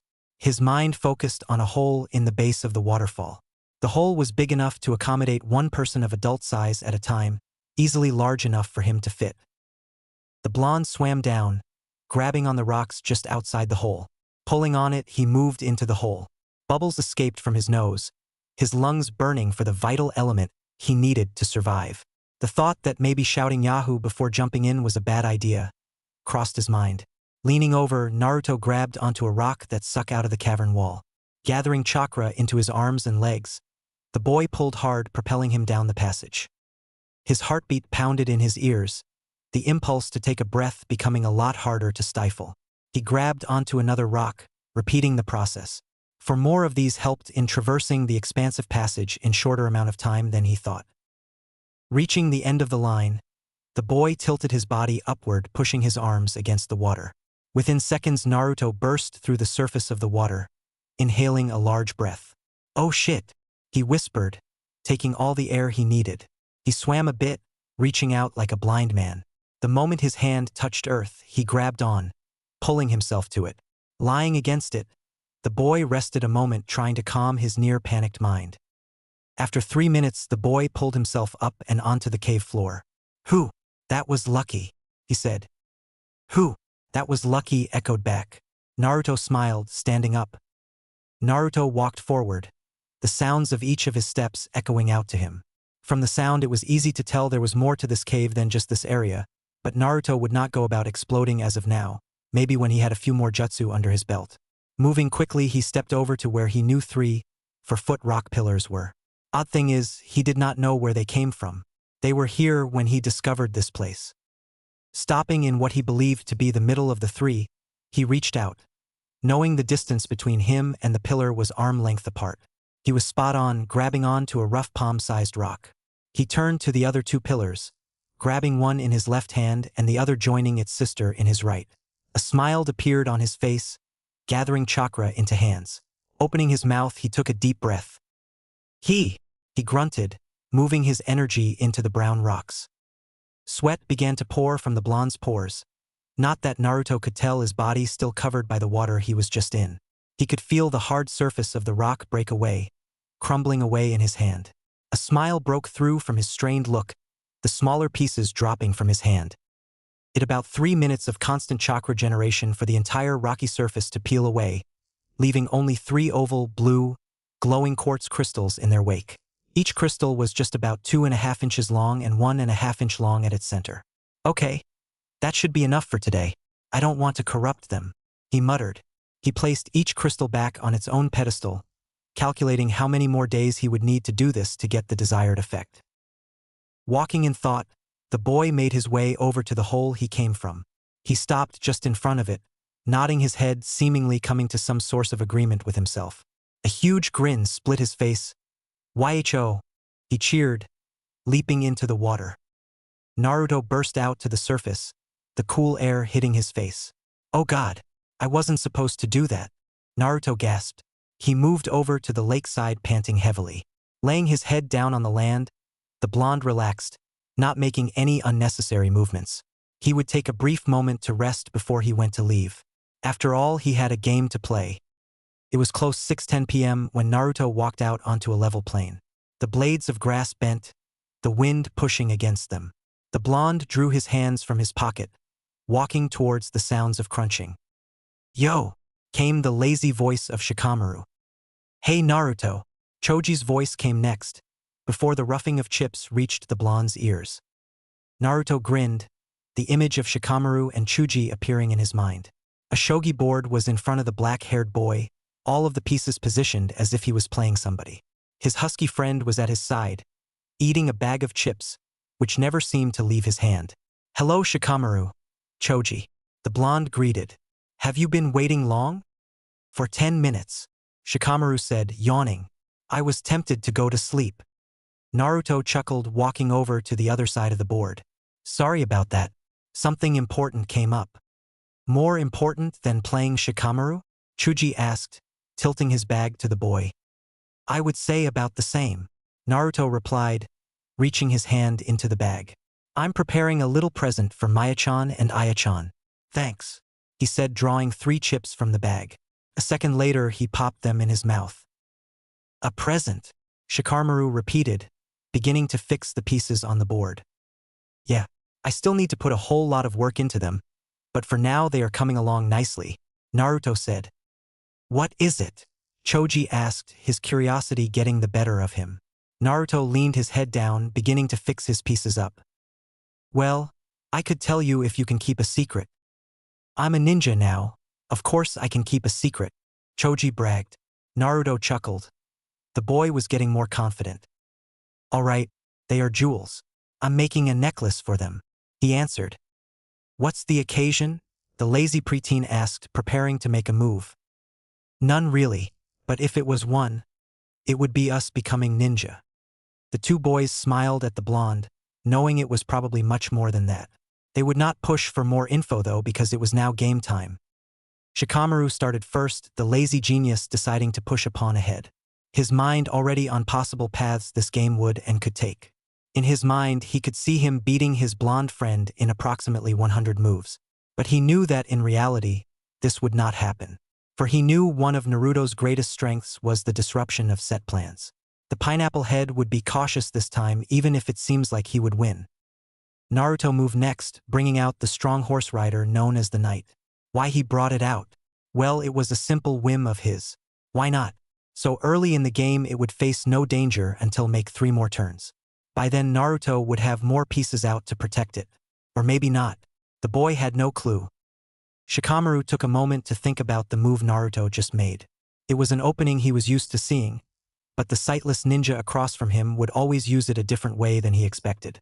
For example, last game he thought it was to pressure his pawn, only for Naruto to move to piece around the board just for entertainment purposes. But because of him thinking such, he lost his silver generals, both of them. Naruto traded his lances just to drop them on his side. It didn't make sense, but the blonde won at the end. If Shikamaru had to guess, this game would probably go the same way. Took an hour, but Shikamaru really had to say he was in a bad spot. His earlier prediction of how the game would go was completely wrong. Naruto's Knight was just out there. Just to be out there. He hadn't moved the thing since the first move. He hesitated to take it for 10 minutes, thinking it was some sort of trap. And he was completely off. There was no trap. There was nothing. Sure, Shikamaru had his Knight now, but at the cost of his gold general and board position. He wished he hadn't been preoccupied with it. He still wondered how he didn't notice Naruto sneaking his bishop into position to snag his general. The boy sighed, deciding to take a moment to think. He was missing something here, and Naruto's mischievous grin was not going to give him an answer. Closing his eyes and putting his hand together, creating a circle with his fingertips, the boy began to think, hoping to come out with a plan suitable for this situation. Naruto hummed, his mind or other things. He wondered how he would grope his teacher the next day. His date with Nico-chan. The softness of his silver-haired friend's boobs. He wondered if he would get a chance to see Kurenai-chan again or if she was still taking to that Asuma guy. So many things to worry about but not enough time to worry about them. His mind came back to the present, the image of his playmate going into mediation. He chuckled lowly, wondering why was thinking so important. Naruto had a few philosophies and one of them was just do it. And that is what he did almost 100% of the time. Now if only Shikamaru followed that, then his life would be so much brighter. Naruto turned his head, 2 sets of footsteps drawing his attention. One was light, very unnoticeable, while the other set was dragging slightly. Hello Mawa-chan, Awa-chan, Choji greeted, his mouth still full. He was on his 10th bag of chips. Please Choji, don't speak with your mouth full, Maya said. Hello Choji-kun, I greeted politely. Naruto turned his head to Choji, putting his index finger to his mouth. The husky boy noticed this and nodded with a smile. What was that? Maya asked, catching Choji's reaction. Nothing, Maya-chan, Naruto replied, turning his head to her. How was training? It was hard, Aya answered with a huff. I see, but there isn't supposed to be an easy training session, Naruto replied. But this was really hard, Aya exclaimed. She made me do all these exercises that had nothing to do with the technique. So, If you would have gotten it right, then you wouldn't have had to do it, Maya said, crossing her arms.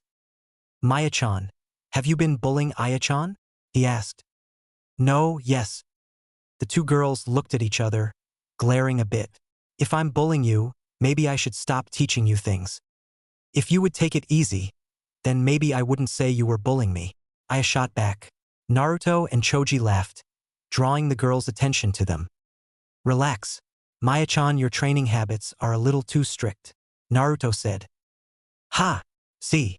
Aya exclaimed, pointing at her. No, you're just too soft, Maya retorted, staring her cousin down.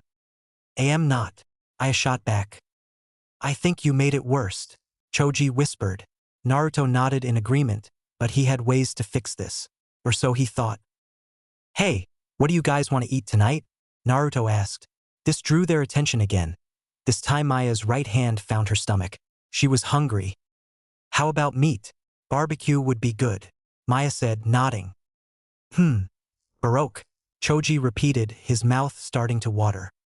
Ah, how about dumplings? Aya suggested. Dumplings, Choji repeated, drool dripping from his lips. Naruto couldn't help it and turned his head to the boy. Would you like to join us? He asked. The brown-haired boy wiped his mouth quickly before shaking his head. I would, but my mother is making a feast as congratulations for becoming a genin, Choji said. Naruto put a smile on his face, slightly disappointed. All right, there's always next time, Naruto said. I wonder if it's the same with this one. Naruto suddenly hummed, turning his head back to Choji. Hey, I should have asked, but how is Ino-chan taking a liking to your team? Oh, she's, more upset that Sakura-san is a part of Sasuke's team than being on teams with us, Choji said. Ha ha ha, I don't know why that's surprising to me. Naruto laughed out. I don't know either. She has a big attraction towards the boy, Maya said, sitting on the other side of the board. Aya sat on Naruto's side, leaning against him a bit. By the way, how many games did you play? She asked. This is still the first one, Naruto replied, chuckling a bit. Maya looked slightly annoyed by it. She expected one of them to have won at least one already. Who's winning? Aya asked curiously. She wasn't really the shogi play, she barely liked strategy games. Now puzzles, those were her type of games. As if being brought out of his thought process by her question, Shikamaru opened his eyes, reaching out to the board. He placed his hand on top of his promoted rook, sliding it in position to take Naruto's king. Hello, Maya-san, Aya-san, Shikamaru said, looking up from the board. Hello, Aya greeted. Maya simply nodded at him, looking at the move that he made. She understood what was going on pretty well. Her mother used to play quite a bit. It seems Naruto was close to losing. Looking at all of Naruto's pieces, it took a moment to realize that some of his stronger pieces were positioned to counter such a move. But there was also one other move. Wow, pretty good move, Naruto said. Humming a bit, Naruto pushed the king out of range. Shikamaru blinked, wondering why Naruto didn't capture it like he planned for. He moved again, placing the blonde's king back in position to be taken. Again Naruto pushed the king away, bringing the eyes of the onlookers to him. What the hell was he doing? Shikamaru looked at the board, looking at each piece, second-guessing whether or not he should continue his chase. He placed his hand on the piece, hesitantly pushing it again, in range of the king. Naruto frowned, humming a bit. I guess you aren't going to give this up, he said. The blonde did not wait for an answer though. Pushing a pawn that once belonged to Shikamaru, Naruto blocked the attack. Shikamaru hummed, swamping his tactic. Shikamaru moved his hand to another one of his pieces, before he stopped, now seeing what Naruto was doing. A three-pronged attack which was unavoidable. The reason he wasn't taking his rook was simple: to position the rook where it could be taken to ensure his defeat. Shikamaru was happy he saw it in time. Moving his rook away, the black-haired genin smirked at his friend, wondering what his next move will be. Why don't you just move this? Maya said, pushing Naruto bishop across the board, in the direct line of the king. Maya-chan, Naruto whined, as Shikamaru looked at the move. He was just about to move the king only to find it was impossible. His rook being close to Naruto king was keeping Naruto bishop from making the final move. Wow, he was not expecting that. Your win, Shikamaru said. Naruto hummed, crossing his arms. It's a draw. Maya-chan cheated. Naruto muttered. What? No, I didn't. Maya exclaimed. She touched the piece, thus showing you the move. It's a draw. Shikamaru stared at him for a moment, watching as Maya pinched his cheeks. He chuckled lowly, understanding why he pushed for the draw instead of the win. Okay, it's a draw. How about Saturday? We have a rematch. Alsum, same time, Naruto said with a little hindrance. All right, Shikamaru said. Pulling out a bag, the boy began moving the pieces into it. He glanced up a bit, watching Naruto fend off Maya's pinching attacks. Aya got in it a bit, protecting his cheeks from her evil cousin. Hey Shikamaru, want to join us for dinner? Naruto asked, his head in the protective custody of Aya's arms. Sorry, it's not possible today, Shikamaru said, closing his cotton bag. Ah, okay, then another time, Naruto said, frowning. Yeah, you could always come to my house. My mom sees you as her dream kid, Shikamaru said, smirking. Naruto's mouth dropped in horror. I'll take a ring check on that, Naruto said, sweating a bit. His mom was scary. So very scary. Okay, I'll make sure to mention it to her, Shikamaru said, picking up the board. He stood up a moment later, Choji following his lead. Later, guys, Naruto exclaimed, waving his hands about. Maya and Aya joined in, Maya with a simple nod and Aya with a small wave. Later, Shikamaru replied. Bye. Good luck on your missions, Choji shouted. Good luck on yours too, Maya shouted out, smiling. The girls watched them go, walking to the road before heading towards their homes. Once they were far enough away, she looked at Naruto, who was humming a little. So what's the plan for food? Naruto asked. I still say barbecue, Maya answered. How about ramen? Aya suggested. Maya eyebrows furrowed, the idea not to her liking. Naruto, on the other hand, liked it very much. He stood, Aya moving off him. That sounds good, Naruto said, licking his lips. I don't think so, Maya disagreed. We had ramen yesterday. Maya stood, ready to stop him from doing the inevitable. Ramen, Naruto exclaimed like it was the best thing in the world. Wait, she shouted, lunging at him. Her arms wrapped around Air, the blonde already on the road. Maya stumbled a bit but managed to recover without falling. She looked up around to spot her friend, but he was gone, like a cheetah chasing its prey. Aya giggled, Maya letting out a sigh. And thus his addiction continues. Aya cheered. Maya looked at her, shaking her head. Let's go, before he eats all his money away.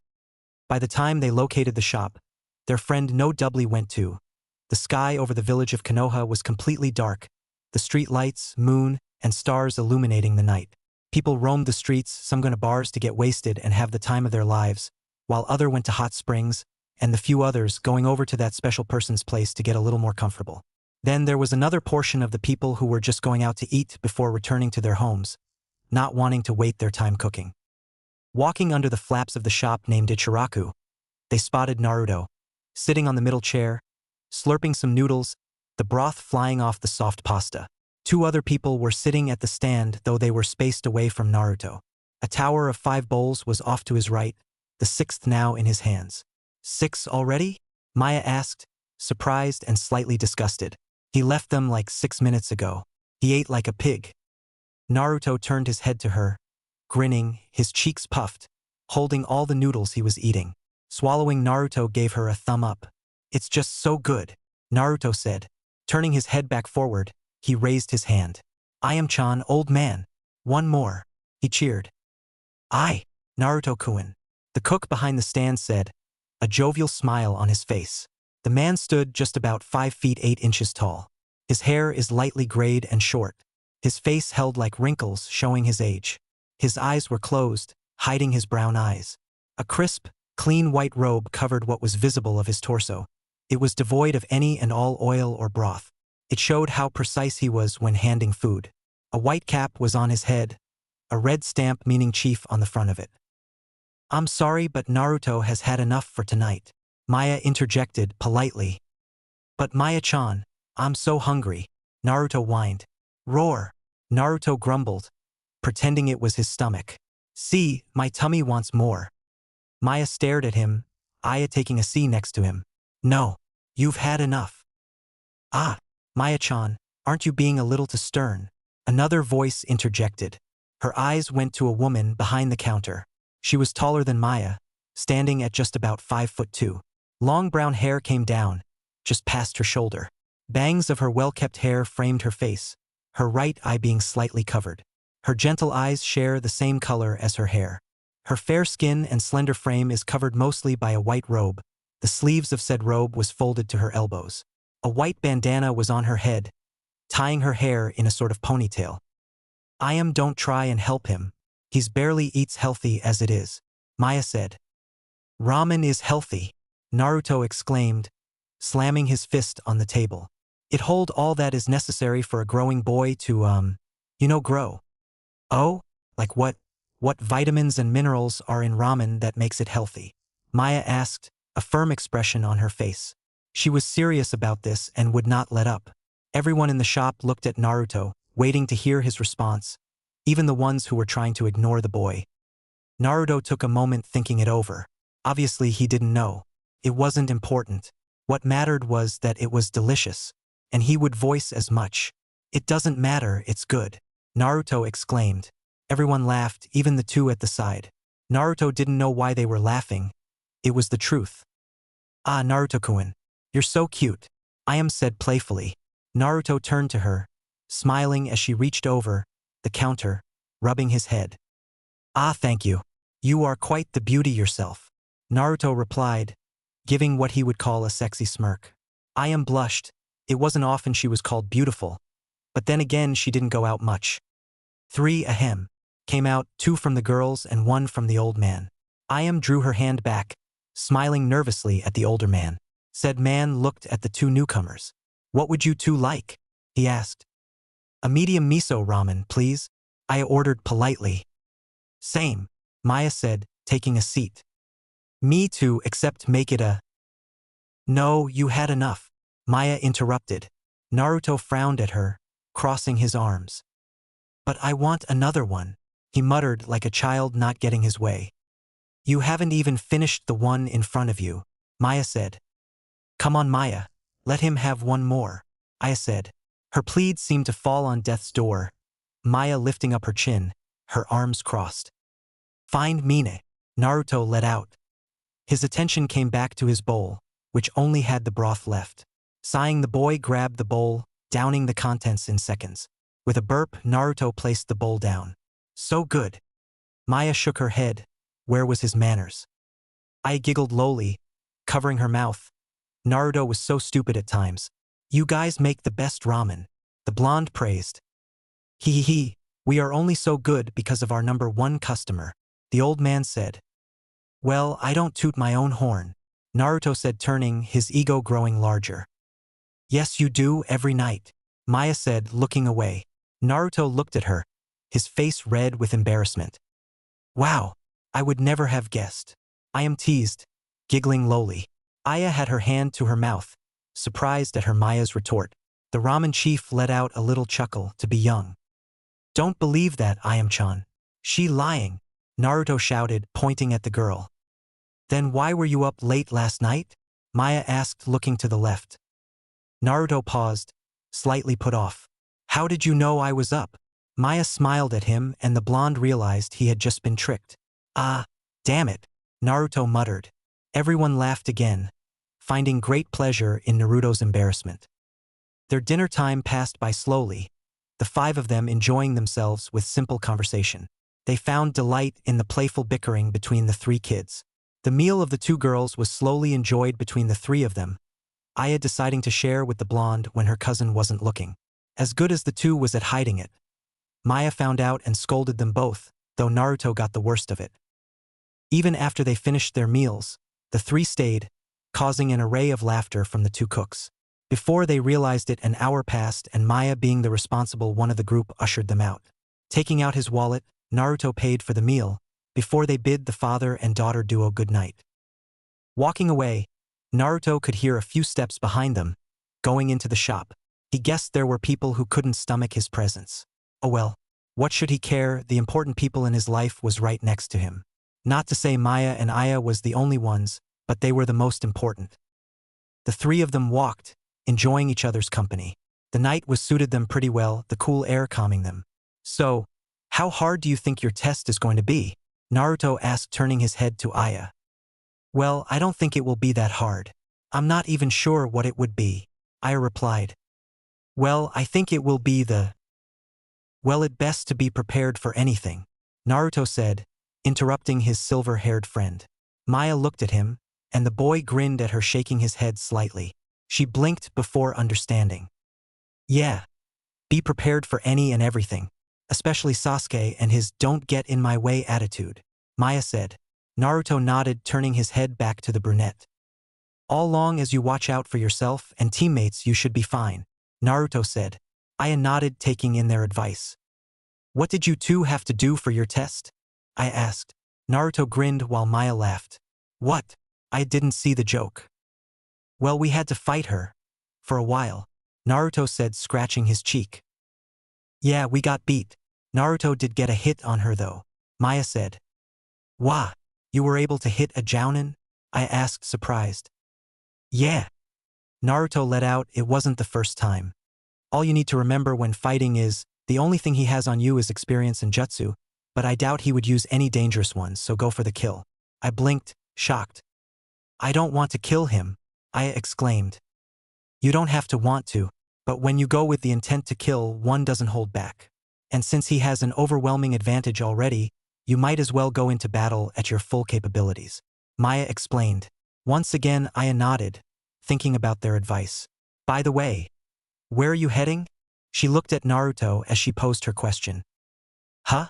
I'm walking you two home, Naruto said, tilting his head. Wasn't that obvious? Maya shook her head, stopping in her tracks. The two followed suit, Aya's eyes now on Naruto. We are close to your home. There is no reason for you to follow us nearly halfway across the village just to come back, Maya said. But what if something? Nothing is going to happen, Maya interrupted.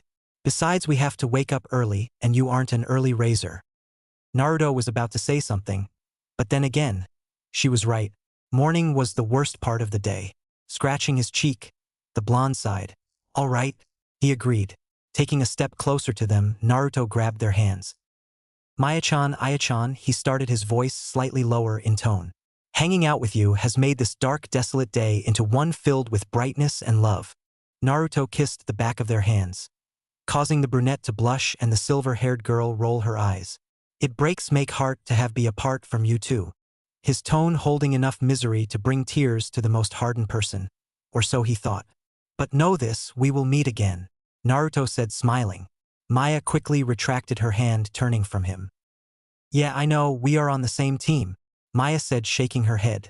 And stop trying to act romantic. You're not good at it, Maya said. Though Maya wouldn't lie to herself, it made her happy to hear. I thought it was good. Oh well, I have to try harder now, Naruto thought, releasing Aya's hand.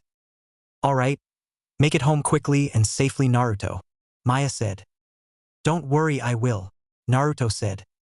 See you later, Naruto, Aya said, waving her hand. Later, Aya-chan. Naruto returned, he turned his head to Maya, smirking a bit. See you later, my little Maya-chan. Maya's mouth twitched, so he wanted to play games, huh? Turning back to Naruto, she smiled. See you tomorrow at 7:30, Whiskers, Maya said, drawing out his nickname. Naruto's smirk left his face. His mouth quirked in irritation. Before he could respond, the two cousins began walking away. Naruto sent out a few more pulses of chakra, the image of their retreating forms coming to his mind. He waited there for a moment, the two of them no longer in range. A sigh left his mouth. It was now time to return to the apartment. Naruto walked down the street, finding quite a good number of people walking to their homes. They ignored him, though Naruto wasn't really trying to get their attention. He tended to do the same to them. Why should he pay attention to those who to overlook him? Climbing the steps leading to his door, the blonde noticed a foul stench, like rotten fruit. Sending out a pulse of chakra, the boy received exactly what the cause of the smell was. He groaned, the image of a mass of rotten fruit and vegetables at his door appearing in his mind. Son of a bitch, Naruto growled. When I find out who did this, I'm going to beat them half to death. The blonde walked forward, preforming 3 seals. He touched the door, an orange glow rippling from his point of contact. A large 5-point seal, reminiscing of a star with 3 circles going through it, appeared on the door and windows. If anyone was around, they could make out the small runic-like words on the outside of the circles. The orange glow came back, rippling to the tips of Naruto's hand.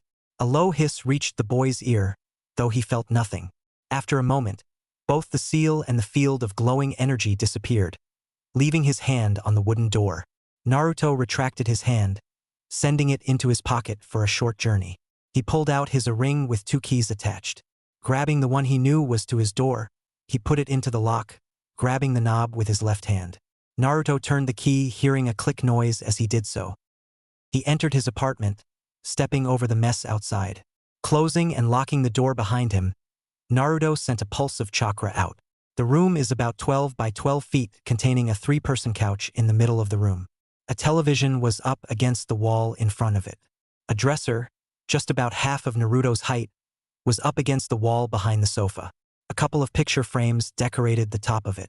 The first held a picture of Aya, and Naruto playing in a river. They looked to be 12 in the picture. The next picture held the image Naruto and Maya doing one of their many challenges. In this one, they looked about 10 years old. The last held the blonde and the Natsume cousins posing for the camera, though there was an older silver-haired boy in the image, standing in between Maya and Aya, his arms wrapped around them. A large bookcase stood in the corner of the room, next to the door Naruto knew lead to the dining room/kitchen. A foot away from the TV was a hall that leads to the bathroom and his bedroom. Naruto rubbed his head, sliding out his sandals. At least he could rest now. He walked forward, taking off his shirt and leather strap, which held his katana. Naruto dropped them on his couch as he walked past. He felt no need to check anything. Everything is in its rightfully place. Only 3 people could get in, and 2 of them wouldn't screw with his stuff. He walked straight to his room, not really having anything else to do. Walking into his room, Naruto moved over to his bed, which was right up against the wall, near a window which held a beautiful scene of the village in the night. He sat down, wondering what he should do, until he actually felt like he needed sleep. He turned his head to the dresser in arm's reach. He sent a pulse of chakra out, finding exactly where to aim. He grabbed his cloak and turned the alarm on. It would be best not to be late. Naruto placed the cloak back down, turning his head to the left. A dreadful feeling was slowly making its way into Naruto's heart. The source of the alarming emotion was locked behind a glass showcase. It was quite large, 5 feet high and 3 feet wide. The clear glass is sealed shut by a small lock, or so it seemed. The case was made out of wood, though it is painted over in a blue color. 2 katana rested in the case, red cloth keeping it in a warm embrace. The first one was the longer of the 2, being of a length of 70 inches overall. The long hilt, being long enough for more than 2 hands to be on it at once, is wrapped neatly by a purple leather cord. There was no cross guard separating the blade and the hilt like normal swords. A brown sheath protected the blade from the peeking eyes of any outsider. There was a dirted, white, tattered cloth spiraling down the sheath, giving the sword an old look. Next to it is a smaller katana, being of the length 46.5 inches. A red sheath engraved by a long, red, wingless dragon flying up the case covered the blade. The sword has a circular guard that looked much like dragons circling around the hilt. The hilt was wrapped neatly with red nylon cloth. The blonde turned his head away from the case, knowing the cause of such a feeling. For some reason it wasn't really that bad of a sensation. It was actually quite comforting to tell the truth. But then again, Naruto was weird. Lying on his bed, Naruto contemplated whether or not to take his forehead protector off. It wouldn't be that much of a hassle to leave it on, nor would he have to worry about anything. Letting out another sigh, the boy wondered when exactly he would fall asleep. Naruto jumped up, the blaring of a ringing being the sole cause. His hand moved like lightning, grabbing the source of the racket. He tossed it hard, aiming for the wall across from him. Smash! Shit! Naruto's warily voice came out. That was his alarm clock, wasn't it? Maya's going to have my ass for that, he muttered, rubbing his forehead. He frowned, not knowing when exactly he fell asleep. In all actuality, he was still tired. It didn't even feel like he slept at all. But if his alarm went off, then it was at least 6:30. Getting out of his bed, Naruto released a loud yawn, not even caring to cover his mouth. It was his house, he was alone. Fuck manners. Naruto left his room, heading over to the bathroom. It was time to start his morning routine. It didn't take long for him to leave the apartment, wearing a plain red shirt, with a red and white spiral design on the back, and black pants. His kunai pouch was on the back his waist and his shuriken holster on his right leg. He had his trusted katana strapped to his back like always, ready to be drawn at a moment's notice. Naruto redid the seal on his house, keeping everyone who didn't know how to release it out. He even managed to clean up the mess from last night. Tossing up one apple as he ate another, the boy walked down to the street, knowing it was around 6:30 now. Once he reached the bottom of the stairs, Naruto took a brief moment to wonder if he should take his time or rush to meet Maya-chan. She would be surprised that he was up this early than her. His decision made, the blonde pocketed his extra apple. He bit on the fruit he had already begun eating and made a ram seal. After a second, a cloud of smoke engulfed him, signaling his departure. Naruto arrived minutes later at his destination, apple long gone. The area was an almost deserted part of the village. It had a slightly eerie feeling to it that only the blonde seemed to notice. He turned his head, facing one of the largest houses in this part of the village. From where he was standing, even if he could see it, he would be unable to see the brown roof tiles. It looked to be a traditional type of mansion, being slightly elevated from the ground. A set of stairs was in front of him, leading to the front door. There was a wooden walkway seemingly going around the house. From what he knew, there were 2 floors. On the first floor there was a dojo inside, large kitchen, living room, and an array of other rooms that held books, notes, and weaponry. On the second floor were just a lot of bedrooms, each with their own taste and design. On the left of the house was an outdoor hot spring that Naruto is happy to have used quite a few times. The backyard was expansive, having a garden, a small fish pond with specialized fish inside, and a small bridge over it. Oh, how Naruto would just love to live this house. Too bad he wasn't part of their family. Well, yet, a huge grin came on his face as he walked up the small flight of stairs. He drew out his keys once again, putting the key into the door. Yes, he had a key to this house. Why? Maya thought it would best if he did. He opened the door, being as quiet as possible. Naruto took a step inside, sending a pulse out. The first thing he received was a set of stairs leading up to the second floor. 2 doors each side of the room, close to the base of the stairs. The door on the left of the stairs lead to the living room, kitchen, and hot springs. On the right towards the dojo, weapon storage, and historical texts. Knowing that Maya would probably still be in her room, Naruto walked up the stairs, leaving his footwear at the door. Upon reaching the top, the blonde turned to the left, hoping to sneak up on his friend. It was the best thing to do in the morning. He began to sneak to her room, his steps as silent as a ninja. The blonde made it to her door, crouching on the floor. He listened for a moment, only hearing the soft breathing from inside. He smiled, he would get her this time. He grabbed the doorknob and gave it a light twist. With a soft push, the door creaked open. Naruto gritted his teeth, hoping the sleeping girl inside would not be stirred by the slight noise. He heard no movement from her, so she wasn't awake. Good, he would be able to complete his mission.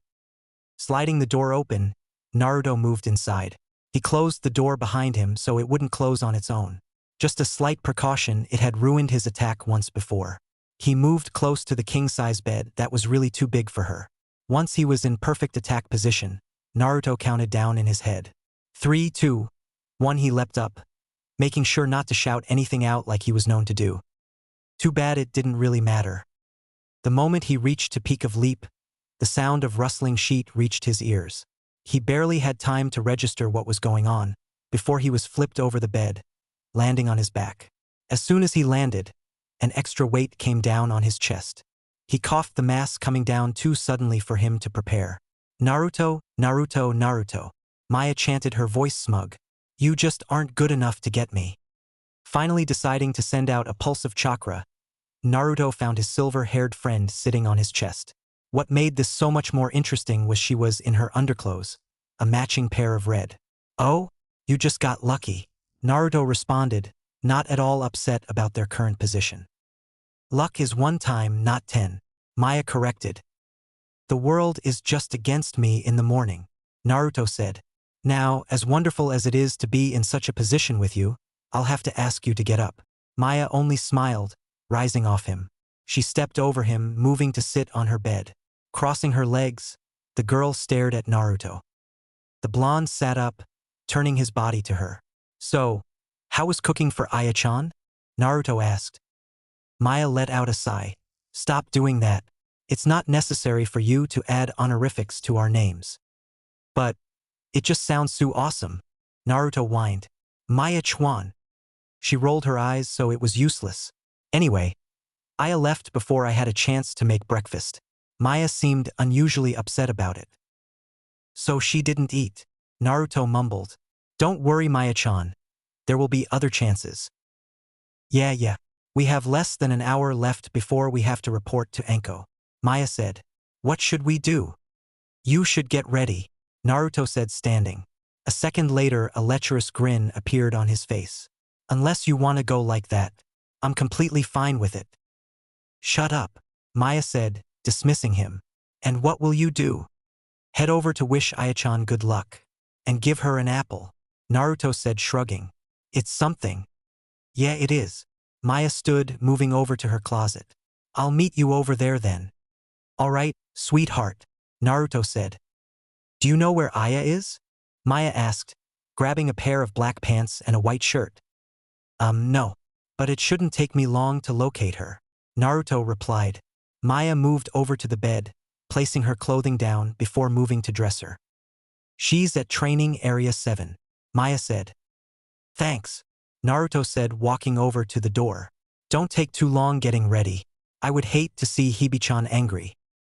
Yeah, Maya said, dismissing it. Why should she care if their teacher was angry? Naruto opened the door, shaking his head. He could see this becoming a problem. Naruto went down to the front door, grabbing his sandals along the way. Naruto took the time to slip them on before he left the house, making sure he locked the door behind him. Training area 7, Naruto muttered, walking down the stairs. He wasn't really sure exactly where it was, but it shouldn't take him long to find it. It took Naruto nearly 25 minutes to find his friend, who was sitting at the base of a tree, her bag on her left side. Sakura was standing next to Sasuke, her face showing her grogginess.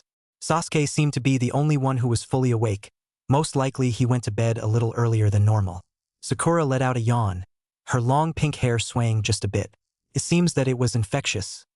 Aya yawned a few seconds later. Naruto stood out of sight, smirking as he planned to wake them up. He cracked his knuckles, drawing 2 smoke bombs and some wire from his pouch. Let the show start, Naruto whispered. Aya stared ahead, wondering if she should get some more sleep. If they were right, then Kakashi-sensei wouldn't be here for a while. She was starting to regret not making anything to eat this morning. She looked at Sakura, thinking of something to say. Before she had a chance, though, 2 small bombs landed in between them, exploding into a large plume of smoke. All 3 of them inhaled the smoke, going into a fit of coughing. Who, cough did that? Sakura let out. I don't know, Aya replied, quickly moving out of the smoke. Kaira. Both Aya and Sasuke turned, being the ones out of the smoke. Sakura-san, Aya called, as the smoke cleared. Both of them noticed the complete absence of their teammate. Aya quickly drew a kunai, wary of the situation. Sasuke was glancing around, his body relaxed in case he had to move quickly. He began to lower his bag to the ground, Aya looking around for their teammate. She turned, hearing a slight rustle. She found herself regretting such action, the sounds of a brief struggle going on behind her. She turned, quickly, only finding the last Uchiha to be missing. She narrowed her eyes, tightening the grip on her kunai. Whoever took her teammates did so very skillfully. Her first thought was her sensei, but it somehow didn't seem like him. She took a deep breath, extending her senses. It took a moment, but the sounds of movement and muffled voices reached her ears. The source was nearby. She turned around, her back facing where Sasuke just was. As she walked towards where she believed the source was, the sounds became louder. Aya pressed herself up against the tree, the shifting becoming louder. She peeked back, trying to see what was moving. Her eyes widened, the girl moving out of her spot. Well, she found Sakura. The pink-haired girl was tied to the tree, her feet about 2 feet from the ground. Her arms were above her head, a gag in her mouth, keeping her from shouting obscenities. Her eyes were narrowed, tears of anger in her eyes at her embarrassing position. Wire was patterned in diamonds, binding her in a way that made her breast pop out. She noticed that the wire even went in between her legs, which she found to be bound in a way so she could squeeze her legs shut. Aya stared, her eyes lids lowering a bit. She knew who did this. How? Because said person did something like this last year, just with a teacher, a young-looking female teacher with nice perky breast. Her kunai lowered. If she had to guess, her blonde-haired, perverted friend was going to pop behind her, whispering something like, "You're open, Aya-chan." Yeah, that's exactly what he would, fuck. Aya raised her left arm, turning as his hands landed on her chest. He got a chance to squeeze before she attacked, bringing her elbow down on his head. The brunette didn't know how he dodged it so perfectly, but he did. He leapt back from her, laughing like a madman. "Naruto," she exclaimed, a red hue painting her cheeks. Naruto smiled at her, raising his hands behind his head. "Good morning, Aya-chan."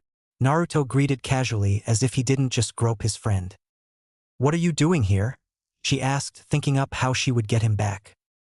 "I came to wish you good luck," Naruto said. "Oh, and give you this." He went in his pocket, drawing out his extra apple. He tossed it to her and she caught it with both of her hands. She looked at it, realizing it was an apple. "You shouldn't have dodged eating," Naruto said, walking closer to her. "But Kakashi-sensei said." "Doesn't matter. He hasn't begun teaching you yet," Naruto interrupted, walking past her. Aya watched him as he moved up to Sakura. "If he has a problem, send him my way."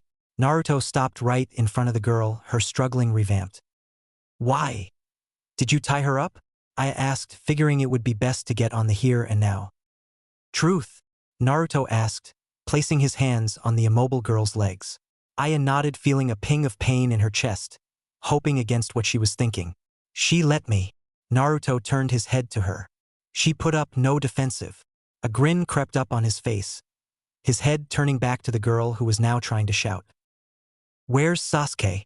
Aya asked, watching as his hands rose. "I put him in the bushes, on the right side of where you were sitting," Naruto answered. "Stop!" Aya shouted, watching his hands rise to the height of Sakura's breast. Naruto turned his head back to her, pouting. "But Aya-chan, how can I not take advantage of this?" he exclaimed. Just don't," Aya said. If you don't, I won't hit you for groping me." She looked around a bit, finding a way to sweeten the deal. "Or tell Maya." Naruto's hands dropped instantly, getting a free get-out-of-jail card. "Okay," Naruto said, turning. Aya let out a sigh. She didn't like watching him grope girls. "Anyway, I have to go. Can't be late. Make sure you are careful with getting her down." Naruto smiled at Aya, giving her a thumbs up. Later, Aya said, waving her hand a little. Naruto disappeared, leaving a puff of smoke in his wake.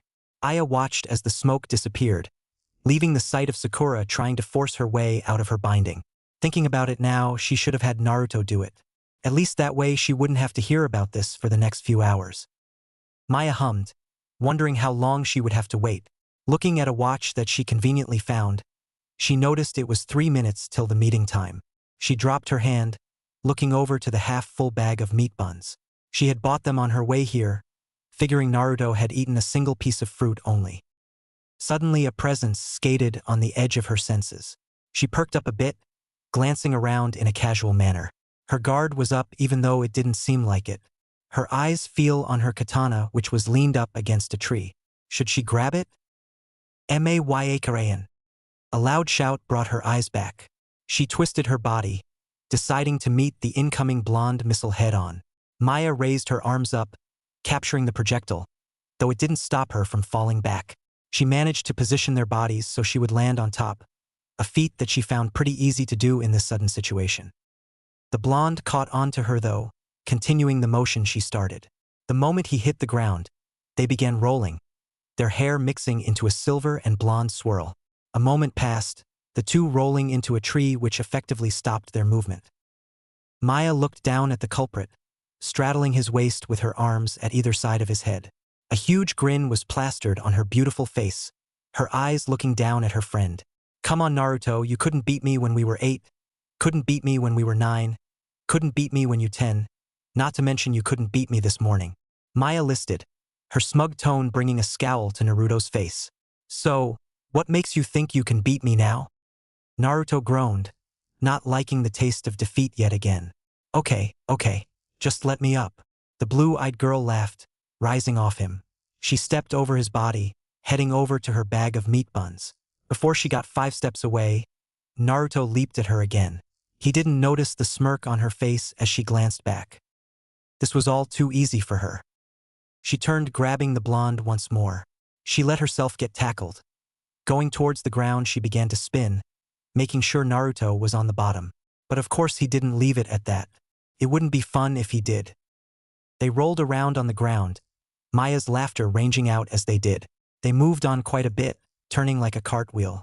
Minutes passed, neither one giving way to the other. They were so preoccupied with each other. Neither felt the entrance of their purple-haired teacher, though she didn't really try to announce herself either. She found it entertaining to watch the two played. She did some looking and found they have been friends since just around 7. She wondered how it would play out being teammates. After another moment, they finally stopped. Maya was once again on top, her hands pinning down the boy's shoulders. A predatory smirk appeared on her face, her sharp eyes seemingly piercing through that plate that covered his eyes. Pinned you again, Maya said. Her smug statement only made the boy growl. This was certainly not his morning. I let you win, he exclaimed. Maya's smirk only widened. So you were telling me you like being on the ground? Naruto grinned, finding a way out of his shameful loss. Actually, I just like you, bae. So are you two going to make out?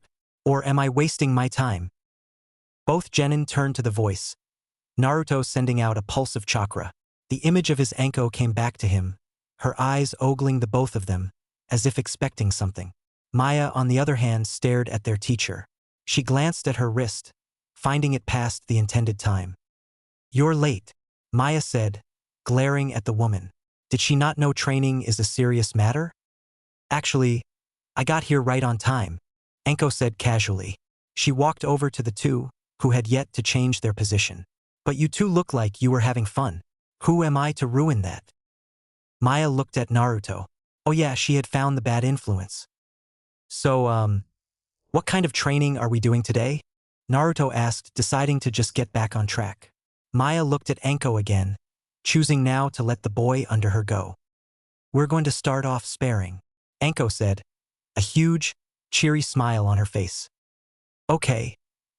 Any reason why? Naruto asked, standing. Maya joined him a second later, patting down her clothes of any dust. No questioning, just get ready, Anko said, cracking her knuckles. Maya and Naruto faced each other, both thinking, this is going to be fucked up.